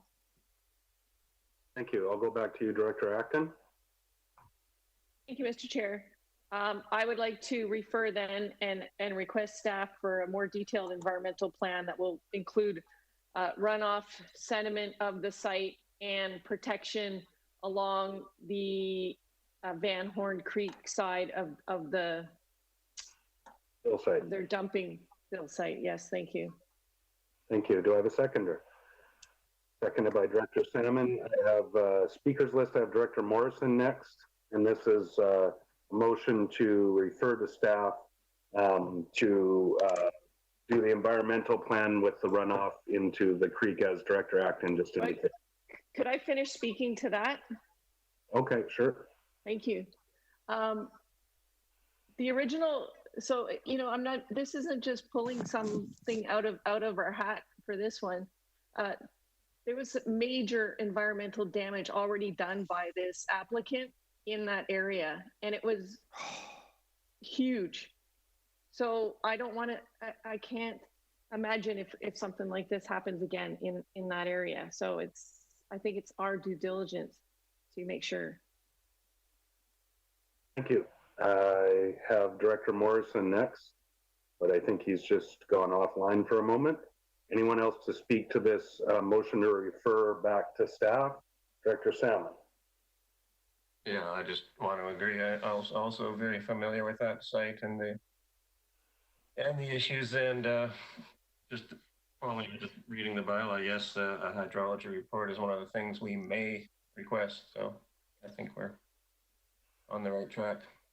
Okay, thank you. I have Director Morrison back, so I'll go to Director Morrison and then Director Hain. So I'm gathering this is about propriety of referral, correct? Because it's a referral motion? I guess you're probably right. I'm losing a little bit of the plot here just because we're really getting into the weeds here. But I appreciate that there's a lot of issues tied up in these. So it's not a criticism of anyone. I'm just trying to do my best to help everybody through the process. So. Well, and I'm having the same confusion because staff presented what I thought was indicated were complete applications that included those requirements that Ms. Chirelf just listed. So if there's an incompletion, let's refer it back. But I didn't understand there to be gaps or omissions or incomplete applications at this point. So if we're referring it back for something that wasn't part of a complete application, or is it outside of what's required in the application? I'd like to be informed about that. Ms. Chirolf, and I have a lengthy speakers list on a motion to refer. And now keep in mind that this motion to refer is actually an actionable item. So I'm trying to find a balance here, and I appreciate the point of order on the referral. And I have a feeling that Director Haim's going to speak to that in a moment. But Ms. Chirolf, if you could just help us with clarity. I'm sitting here trying to look up the applications. So. Thank you, Mr. Chair. So staff have brought forward the applications with a recommendation for approval following an assessment of the application and determination on, in our view, that the applications are complete. The applications, as noted at committee, have been peer reviewed by a professional engineer. So we are continuing to recommend approval of the applications. I wanted to be clear that we have 3 types of applications under the soil bylaw: A, B, and C. Type C are squarely within the authority of the board to approve. And so what I'm saying is that it is your responsibility as a board to evaluate the application in relation to the bylaw and to make a decision based on your determination. And you are allowed to disagree with staff, even though we have recommended approval. That was, I think that is what I wanted to clarify.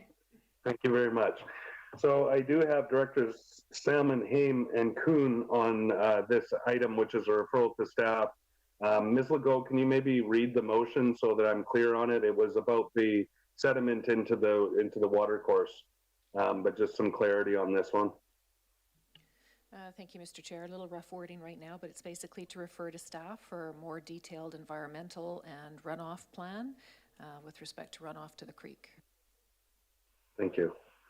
So I'll go to Director Salmon and then Director Haim and Kuhn on the referral. Okay. On propriety of referral only? Just on the appropriateness of the referral. Sorry, it should have surface runoff on there. Well, do you want to include public meeting as well in that? No? Okay. Thank you. Director Haim, save me. Okay. Thank you.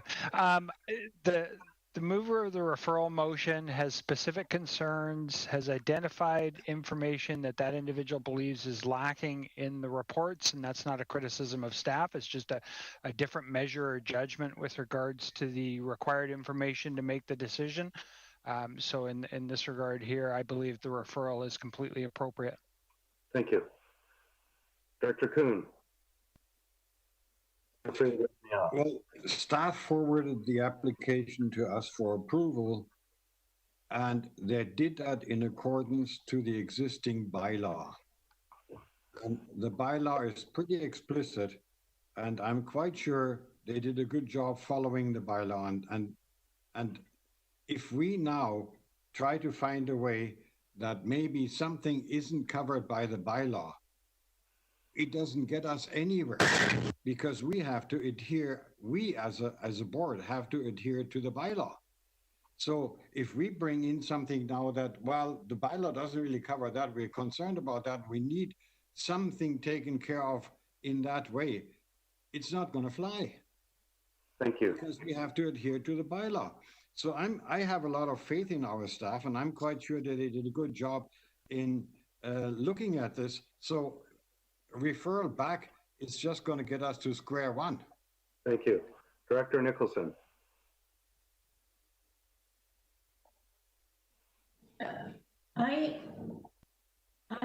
I'm very uncomfortable with this, with the discussion today. Success to me is making a good decision. It's not. Director Nicholson, this is on the referral. This is why we need to refer it. Okay. Specifically, we need to refer it because if you do not feel comfortable that you're making the best decision possible, then you have a responsibility to refer it back for more information. It's clear. Thank you. Director, I saw a hand. Director Salmon, I'd like to call the question on the referral motion, but go ahead.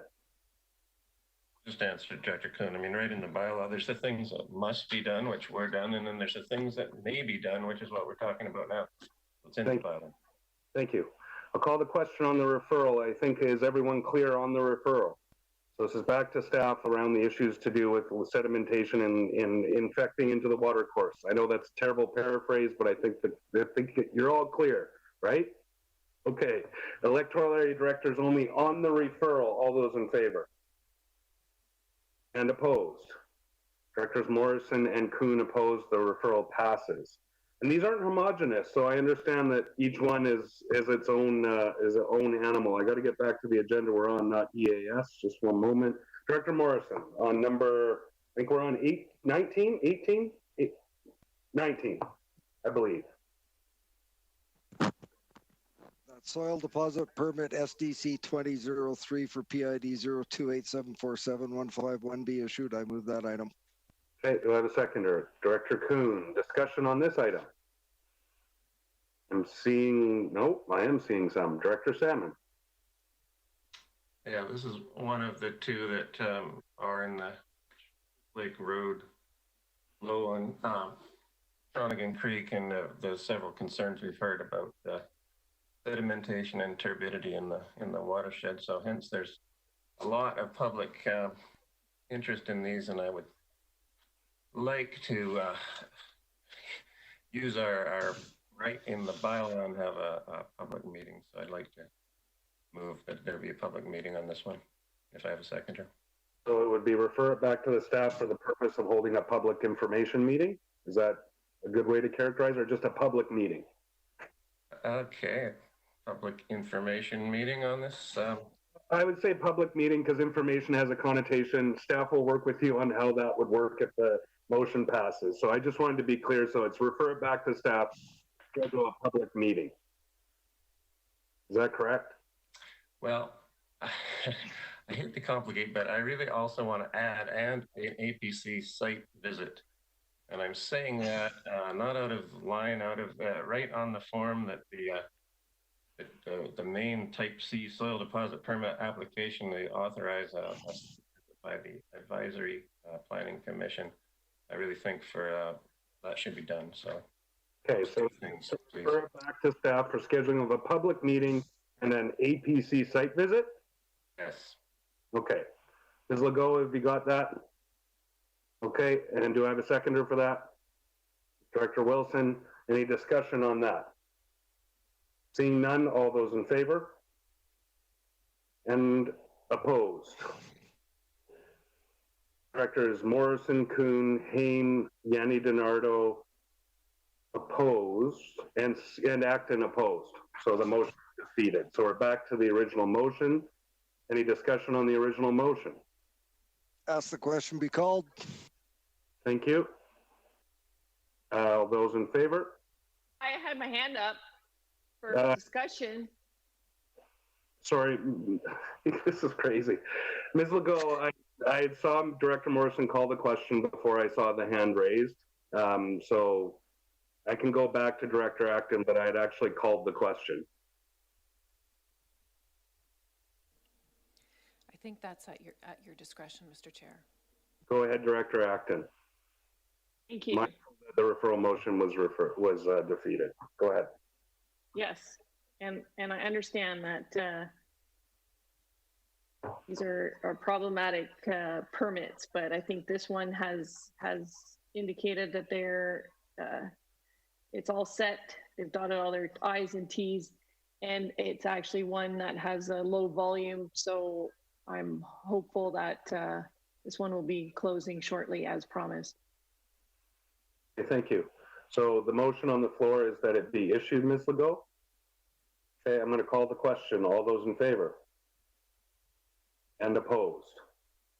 Directors Nicholson, Wilson, Smith, and Salmon opposed. The motion carries. Director Morrison. I think we're on 20. I believe we are. That soil deposit permit SDC 20-04 for PID 009351744 be issued. I move that item. The seconder, Director Yanni DiNardo, seconds and discussion. Director Acton.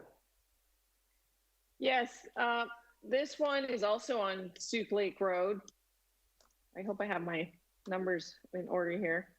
And it has in the past had a lot of runoff into Shawnigan Creek. It's, and I guess my question is, does staff, or can I ask questions to the application at this point?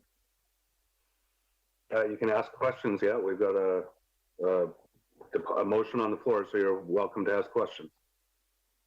I guess if the environmental report is not sufficient, like this one actually could also use a runoff plan, and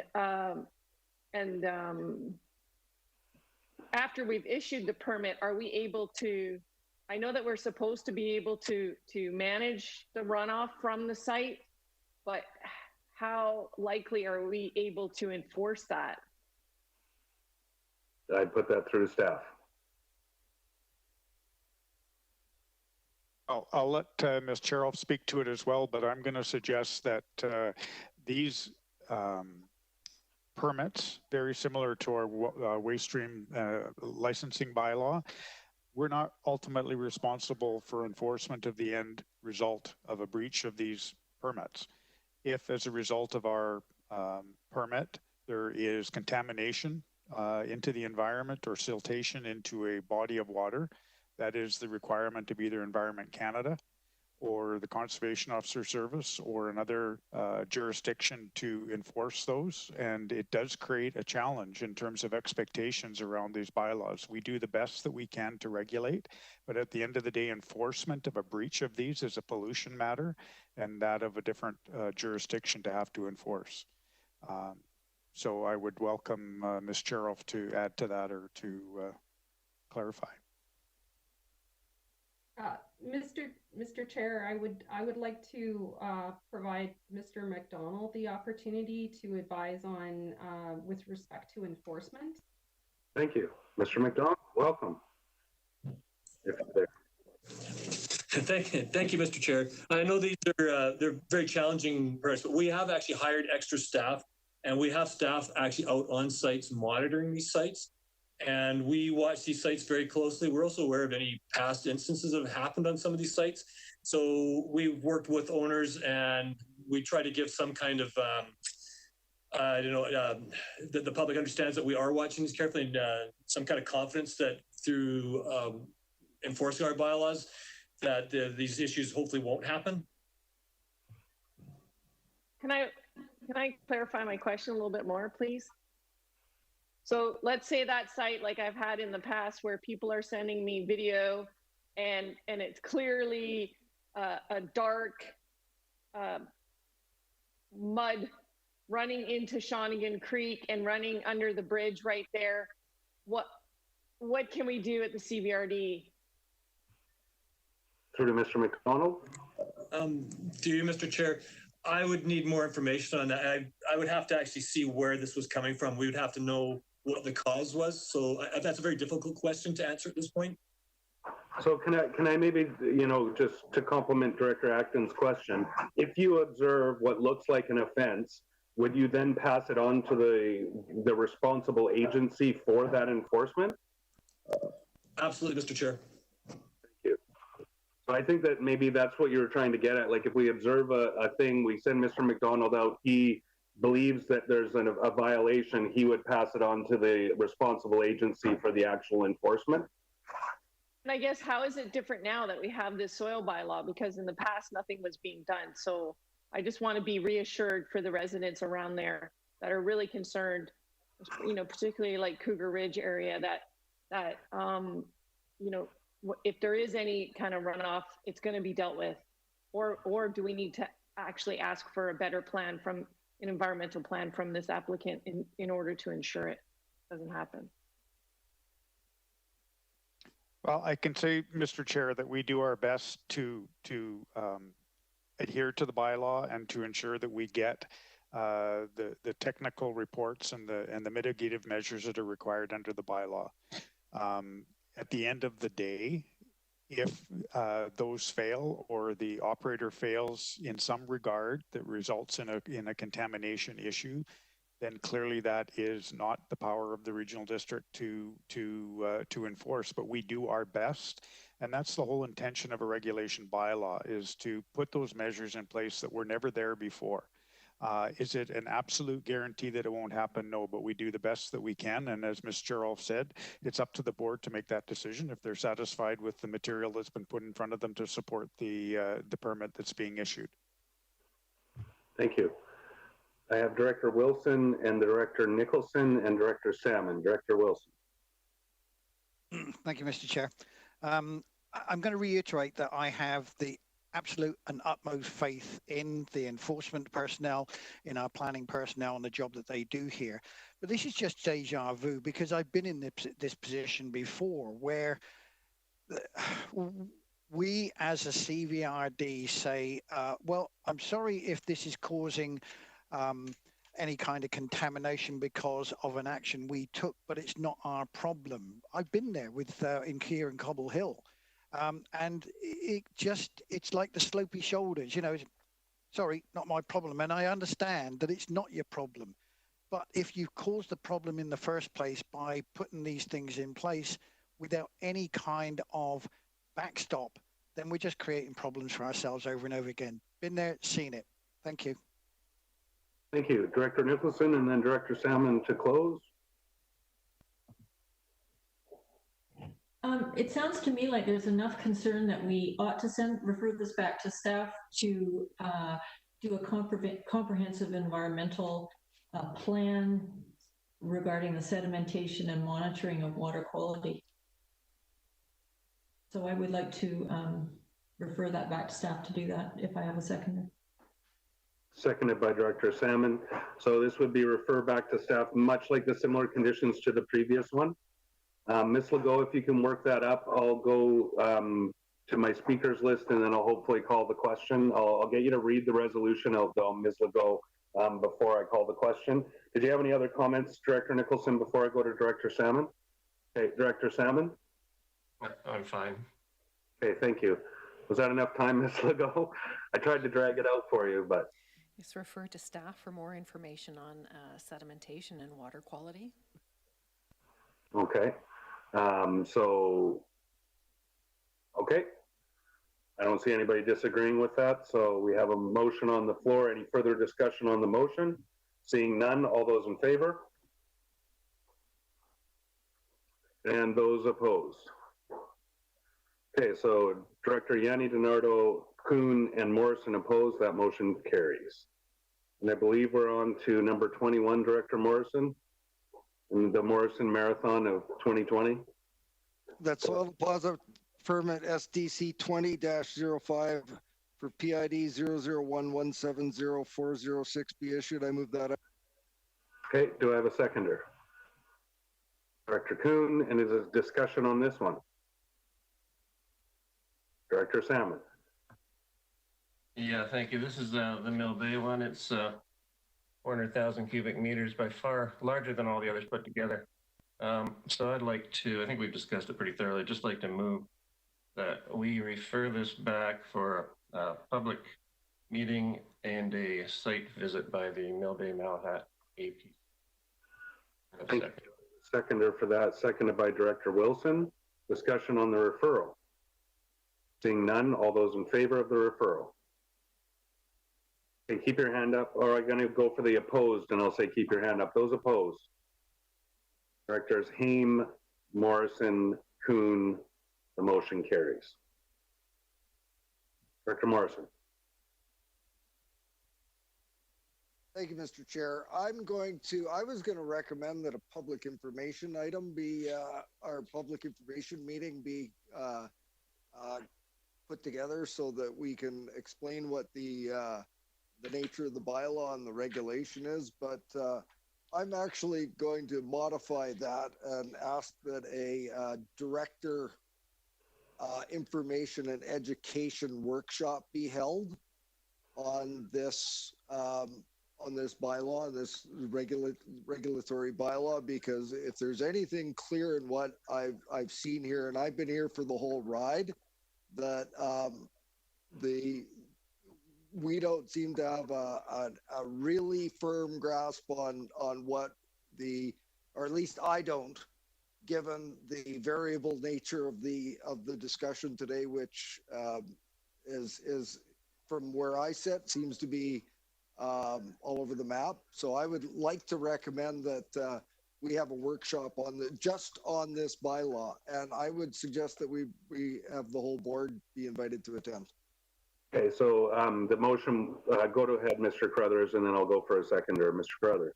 Yeah, thank you, Mr. Chair. I'm going to offer a suggestion. I was going to do it at the end of this section when you were dealing with all of these soil bylaws. I'm a little bit concerned about some of the direction that's been given to staff, and I'm going to suggest to the board that you seek a legal opinion.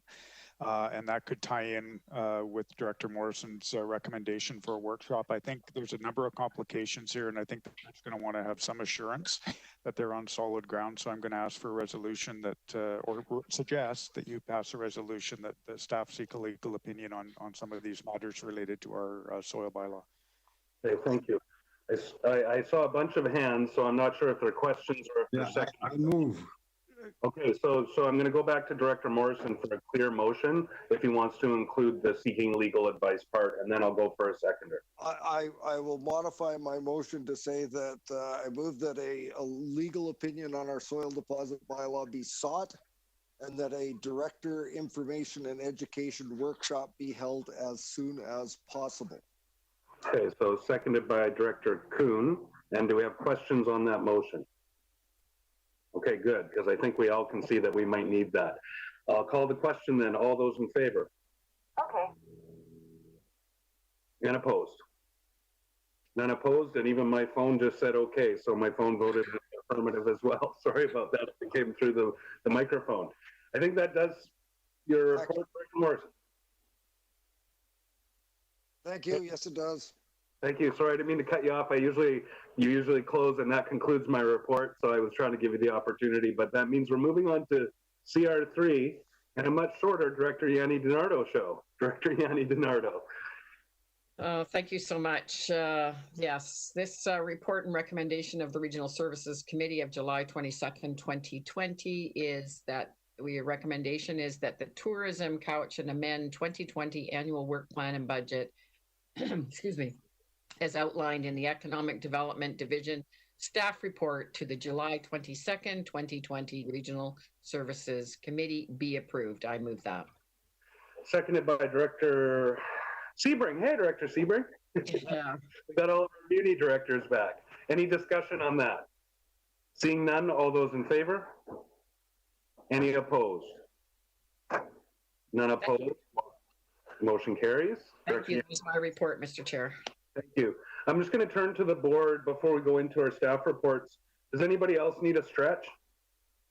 So I'm going to recommend we come back at 3:45, and that's just over 10 minutes away, and that will get us to, I believe we'll be into our staff reports then. So.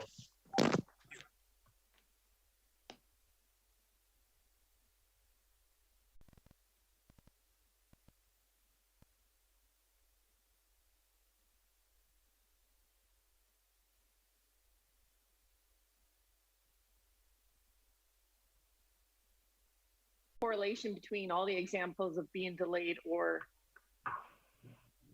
I guess it would be nice to know why that one is delayed, because I have had updates from the community center and that was not included. Ms. Weiner. The information we've received through the chair to Director Acton, through the information we received from the community center is it was changed to due to they're anticipating addressing some of the smaller items at this point in the near future, but need to delay some of the portions until 2021. It wasn't, and it says delayed due to COVID-19. That's the information we received. Now, the other delayed projects are for a variety of reasons. Some of them are availability of an electrician, loan authorization or alternate approval process is another one. Staff time for operation staff to investigate I&I for sewer structures. Okay. Is that, so I would suggest if any directors have questions about specific projects that they may be, just email the CAO and he can provide detail on those specific projects, if that makes sense. Okay. Any further discussion? I don't believe I see any hands, so we'll move on to SR2, which is a staff report from the Finance Division regarding the 2020 Operating Expense Progress Report. I'm guessing, Ms. Weiner, that you're going to be here for us on this one as well?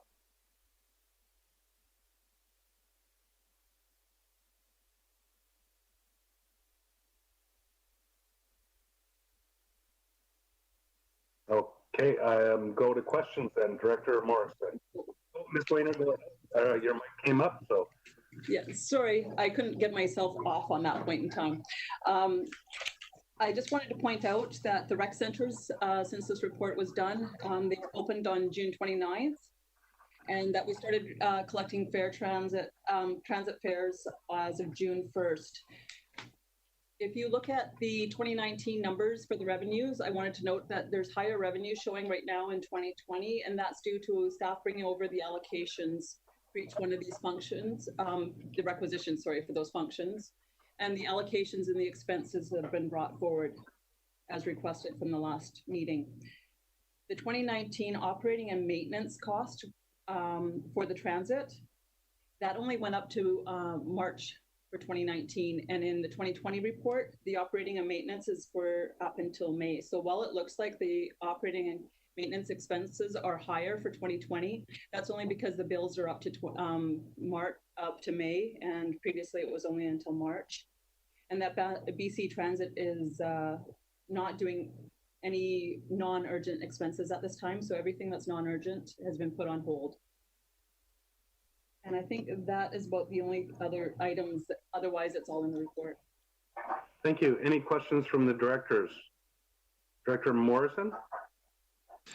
Yeah, thank you. And I had to flip back and forth a number of times to just sort of get the drift of where we were going. But I think I can appreciate this has maybe some soft and squishy edges to it rather than hard and fast. And so leaving how the requisition was accounted for, I guess the two things that I focused on in reviewing these were the revenues, which are pretty much universally down except for maybe solid waste or whatever, and the expenditures, mainly wages and benefits, which, you know, we've had layoffs and the like. So in reviewing this, and except for the exceptions that you've kind of noted, we could have been in an incredibly devastating position had certain steps not taken early on in the year. But in my review of this, there were some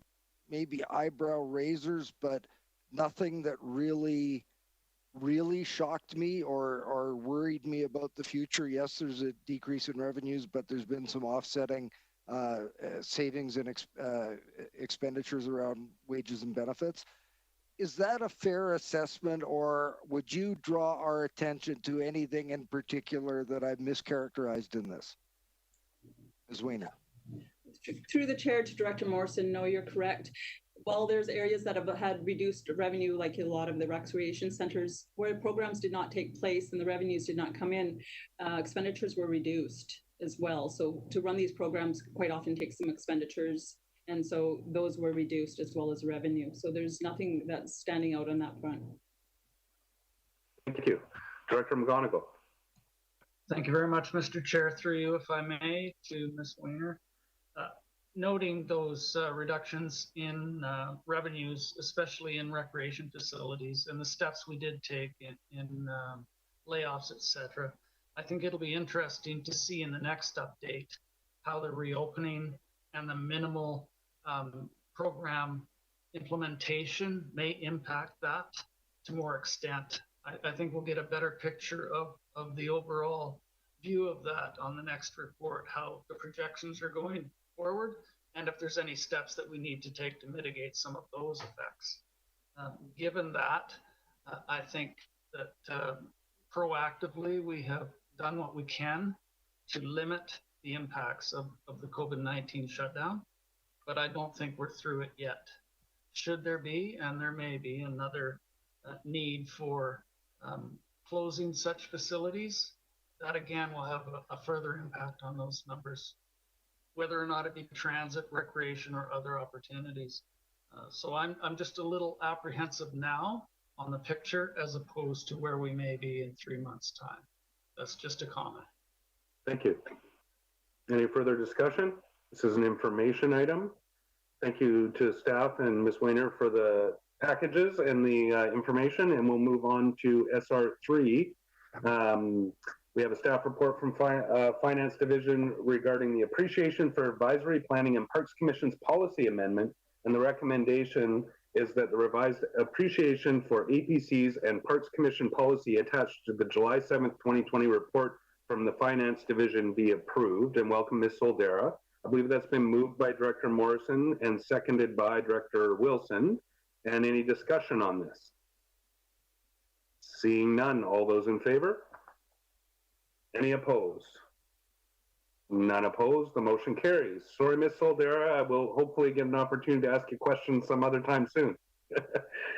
All right, moving on to SR4, staff report from the Finance Division, re-exemptions to 2021 budget increase mandate. And the recommendation is that an exemption from the 2021 budget 0% requisition increase mandate be approved for number 1, function 102, Vancouver Island Regional Library, number 2, function 106, commuter transit, number 3, function 107, transit, number 4, function 352, fire protection Cowichan Lake, number 5, function 353, fire protection Saltaire, number 6, function 356, fire protection Eagle Heights, number 7, function 459, victim services, number 8, function 460, recreation North Oyster, number 9, function 461, aquatic center area E, number 10, function 480, aquatic center area F, number 11, function 481, Cowichan Aquatic Center area I, and number 12, function 520, solid waste management complex. Moved by Director Wilson, seconded by Director Kuhn. Any discussion? Seeing none, all those in favor? Any opposed? None opposed, motion carries. Moving on to SR5, staff report from the General Manager of Land Use Services regarding bylaw number 4332, Electoral Area B zoning bylaw number 985, RR5 zone amendments, and the recommendation is that this is for information. Any discussion on this item? All right, seeing none, we will then move down to bylaws, and it looks like the bylaws today are for electoral area directors only. So we'll start at BEA1. I'll turn this over to you, Ms. Legault, to read the bylaws. Thank you, Mr. Chair. BEA1 is CBRD bylaw number 4332, Electoral Area B, Shawnigan Lake Zoning Amendment Bylaw 2020 for third reading. Director Acton. Is that moving it? No, I have a question first, please. Thank you.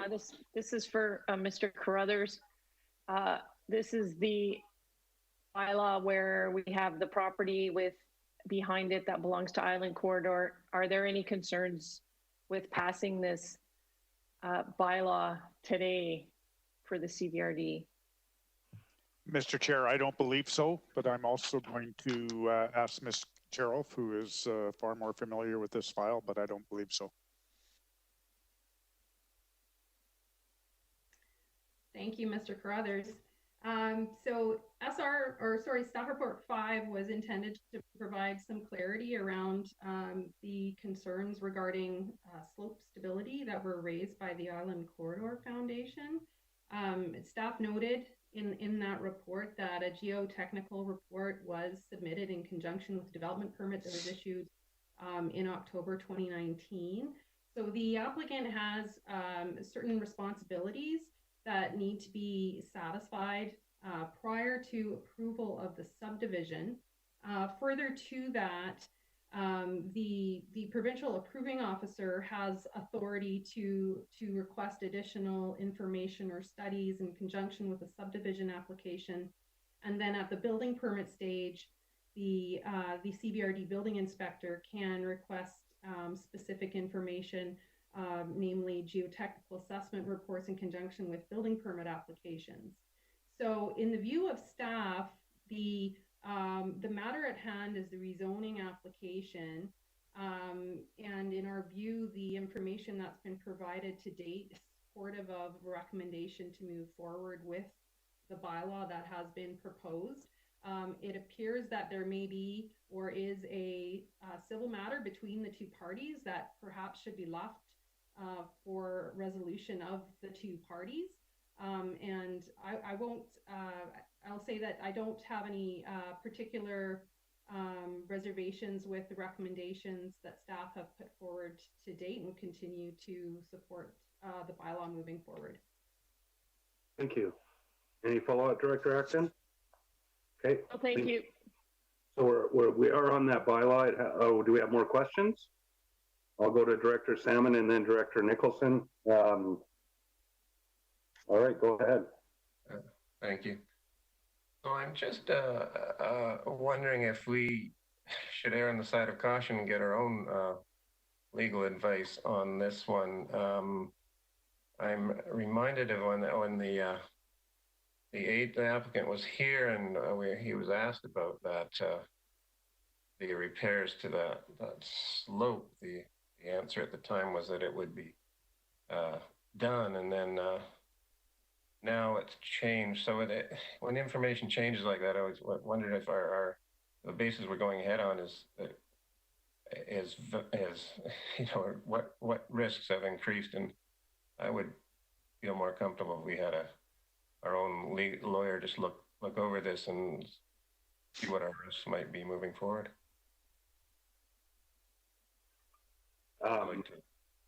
Go ahead. Should I move that if I have a seconder? So the motion would be to seek legal advice on the risk associated with the risk of proceeding with the bylaw, you mean? I guess broadly that's, yeah, regarding the site stability question. Okay. Do I have a seconder? Was that seconded by Director Nicholson? Okay, thank you. Director Morrison to the motion. Thank you, Mr. Chair. I'm not going to support the recommendation.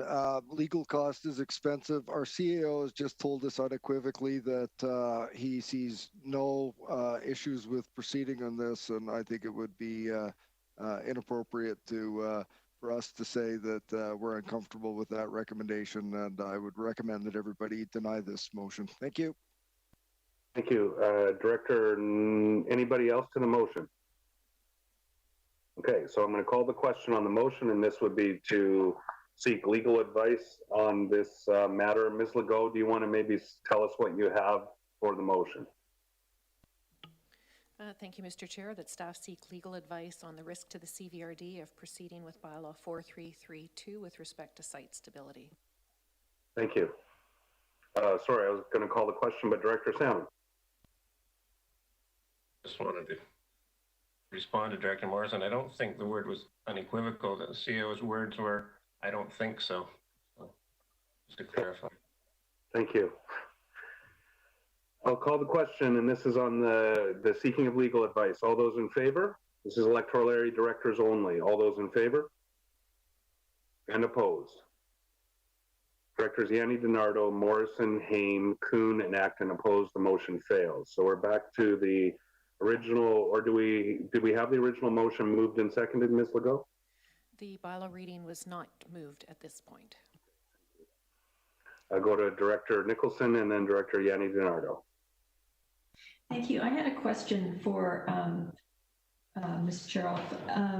In the options that she provides in the report, the earlier report, in the second option is to alter and then adopt bylaw 4332, provided it doesn't alter the use density or without the owner's consent decrease the density. I am wondering what one could envisage altering in the bylaw.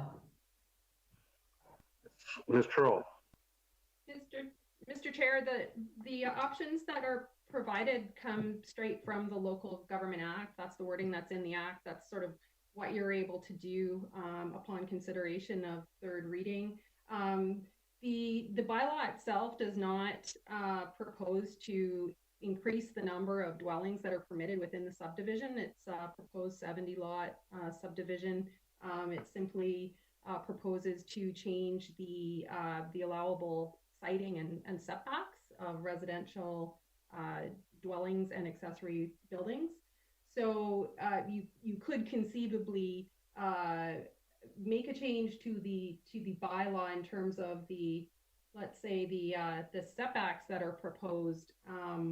That would be an option. I'm you know, if that would be justifiable. But density isn't really, in terms of the number of dwellings, isn't an issue with this bylaw.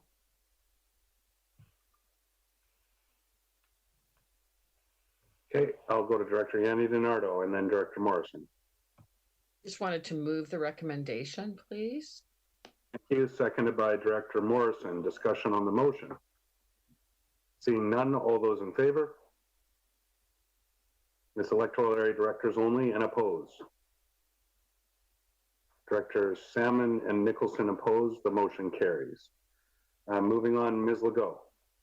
Thank you, Mr. Chair. BEA1, CVRD bylaw number 4332, electoral area B, Shawnigan Lake zoning amendment bylaw 2020 for adoption.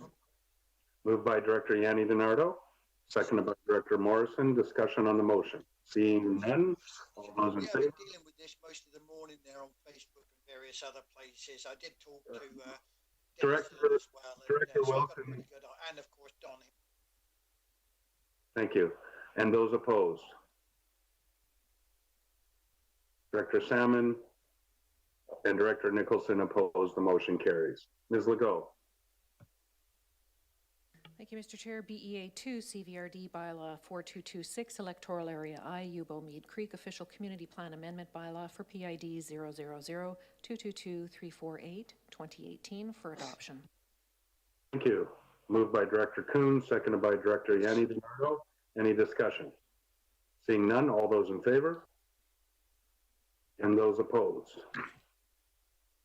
None opposed, the motion carries. Ms. Legault. BEA3, CVRD bylaw number 4227, electoral area I, Yubo Mead Creek zoning amendment bylaw for PID 000222348, 2018 for adoption. Moved by Director Kuhn, seconded by Director Acton. Any discussion? Seeing none, all those in favor? And any opposed? None opposed, motion carries. I believe we're down to UB1, Ms. Legault? That's correct. Okay, so I believe this is about July 8th, 2020 regular board meeting regarding director meeting requests.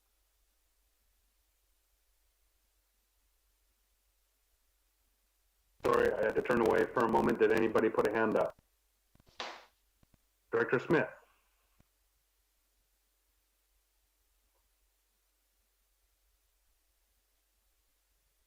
When you hit unmute, if you've got a bandwidth issue, you just have to kind of give it a second and then it'll unmute usually. There you go. Okay. Yes? No. Yeah, you're working. Okay. Everybody's just disappearing. I would like to put the Saltaire water filtration system on a meeting. Okay, so I will, so is, Mr. Carruthers, is somebody on staff maybe taking this list down?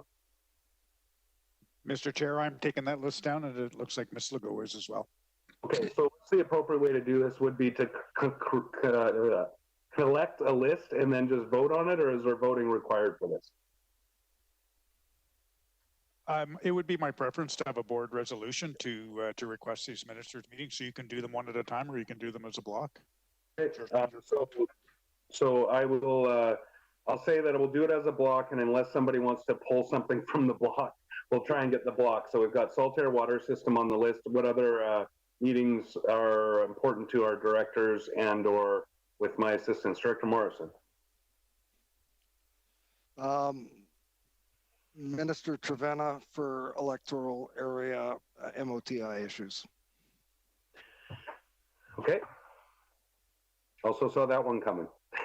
Just lots of discussions around roadsides and transportation issues. Go ahead, Mr. Carruthers. Yeah, just for clarity on the first one, I believe that's with the Minister of Municipal Affairs and Housing. Yeah. Correct. Thank you. Okay, and so MOTI, Minister Trevena, regarding electoral area transportation and road issues. Any others? Okay, I'm not seeing any others. If we could get those moved as a motion to request those meetings, I'll work with the directors and staff to get those set up. I'll just get a motion from moved by Director McGonigal, seconded by Director Morrison. Sorry, Mr. Carruthers. Yeah, sorry, just for more clarity, because they're going to want to know specifically what the issues are, and I can maybe work with Director Morrison, or if there's some general description of the issues that that want to be raised. We have to fill that in with our meeting request. Okay, we're going to be seeing you tomorrow, I believe, Mr. Carruthers. Yeah. So why don't we just do a sidebar on the specifics around those two items? Perfect. We've got a meeting tomorrow actually about Saltair Water as well, so that'll help inform our requests to the minutes. Yeah. All right. Thank you very much. Sorry, go ahead, Director Morrison. Can I just, I think it might be appropriate to give a little flexibility to the chair and the CAO that when's the deadline for setting up the meetings? Initially, Brian, we've got a little bit of time, but we're not meeting again for 6 weeks. Sorry, Mr. Carruthers, your microphone. Yeah, sorry, Mr. Chair. We haven't had a request for the other minister meetings, the other than for the Minister of Municipal Affairs and Housing and the Premier. So I believe that deadline is looming. I just had a reminder come across my email, I believe yesterday or today. So, and the rest of the meeting requests haven't come out yet from the booking office. So can I just want to give the chair of the CAO a little bit of flexibility that if something comes up that strikes the chair and the CAO as important that should be organized, I want to give them the flexibility within this motion that any late breaking issue that arises, is that appropriate in this scenario? Because you won't get any resolution between now and the beginning of September because we're not meeting. So I'd just like to add that to the motion. Okay, and then would the seconder accept that? So then do we take that as an amendment, Ms. Legault? Because we did have the motion. No, we didn't have it moved and seconded by the chair. So then it would be to Minister of Municipal Affairs and Housing regarding Saltair Water, transportation regarding road issues. We'll leave it at that for now, and some discretion to the chair and CAO regarding emerging issues that may require a meeting with the minister. Good enough? Okay, moved by Director Morrison, seconded by Director Kuhn. Any further discussion? Seeing none, all those in favor? And opposed? None opposed, motion carries. So I believe, Ms. Legault, that takes us down to question period. Thank you, Mr. Chair. The first submission is from Bernard Yearlink. Dear Chair, my question is why no attention is being paid to my comments that at least 4 of the soil deposit applications do not have appropriate soil deposition plans, proper procedures to prevent sediment entering streams and lakes, and procedures for monitoring of surface and groundwater. Thank you. You know, I got to be honest, I'm not sure that with the technical nature of some of those questions that I'm qualified to answer them fully. I think we had a full debate on every one of those soil deposit bylaws Director Acton referred to back to regarding some of the concerns about stream issues and runoff. And the vote of the board is as it is, and we will continue to engage with the ministry and our board, as well as our staff and legal advice on how we might be able to better regulate and better understand the regulations that we have within our authority. I do believe, at least based on my understanding, and we'll continue to get more clarity, that some of the concerns Mr. Earling brought forward may be beyond our jurisdiction, but we will continue to follow up as we look to improve the implementation of our soil bylaw. The next submission is from Cliff Evans. Will the board ask legal counsel to comment on registered building strategies and explain them to the public? And this is in respect to item R17. I do not believe I can make that commitment unless there was a resolution of the board. Sorry, he was talking about item which one? Number 17. So it's another soil deposit bylaw. I think we'll be doing a fulsome review and discussion around the provisions in our soil bylaw with the directors. So we can add that to our questions, but I can't make that commitment today. Thank you, Mr. Chair. The third and final submission is from Susan Kaufman. Good afternoon, Mr. Chair. For a day that began with such positivity, full of informative reports that highlighted the importance of the environment and the need to make good land use decisions, to engage and consult with the public, yet soon devolved into unbelievable chaos. What confidence can the public have in both staff and the board when errors or omissions? Ms. Legault, sorry to interrupt you, and it's not you, but I would not allow those kinds of comments had this been an in-person meeting. So I'm just going to put forward to those making public input that I would expect that the questions be respectful and without inflammatory comments. I'll allow this to proceed this time, but in the future, I would appreciate that the directors have a very difficult job to do, especially around land use decisions, and I don't think that anybody's character believes to be impugned by inflammatory language, but please continue. What is the message you are sending to public when the board continually puts up roadblocks to the same public participation afforded to applicants and delegations? I don't think that that actually is the case. I think the directors, as I just said, have very, very difficult decisions to make. The fractured voting, I think, speaks to the different perspectives and the different challenges. There's challenges around things like legislative authority, where our limits are our own perspectives on when somebody meets the test or otherwise.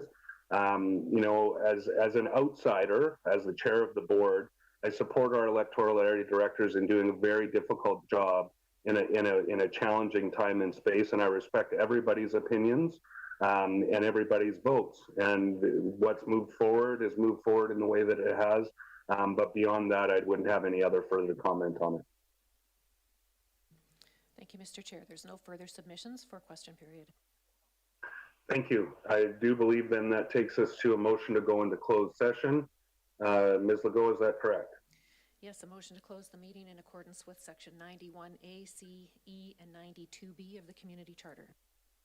Thank you. I'll take that motion from Director Yanni DiNardo, seconded by Director Sebring. I'm going to say to the directors, let's try and reconvene at 4:30. I know it's already been a long day, but sorry, Mrs. Director Yanni DiNardo. It was moved and seconded, but we didn't vote. I was just making the comment before I called the question because we might lose folks. Director Sebring, I didn't mean to open a motion to adjourn for questions. It's not related to the motion to adjourn, but are we reconvening under the new Zoom link or the existing one? The new one. We should have a closed board link. All right, thank you. I'll call the question on the motion to adjourn. All those in favor? Any opposed?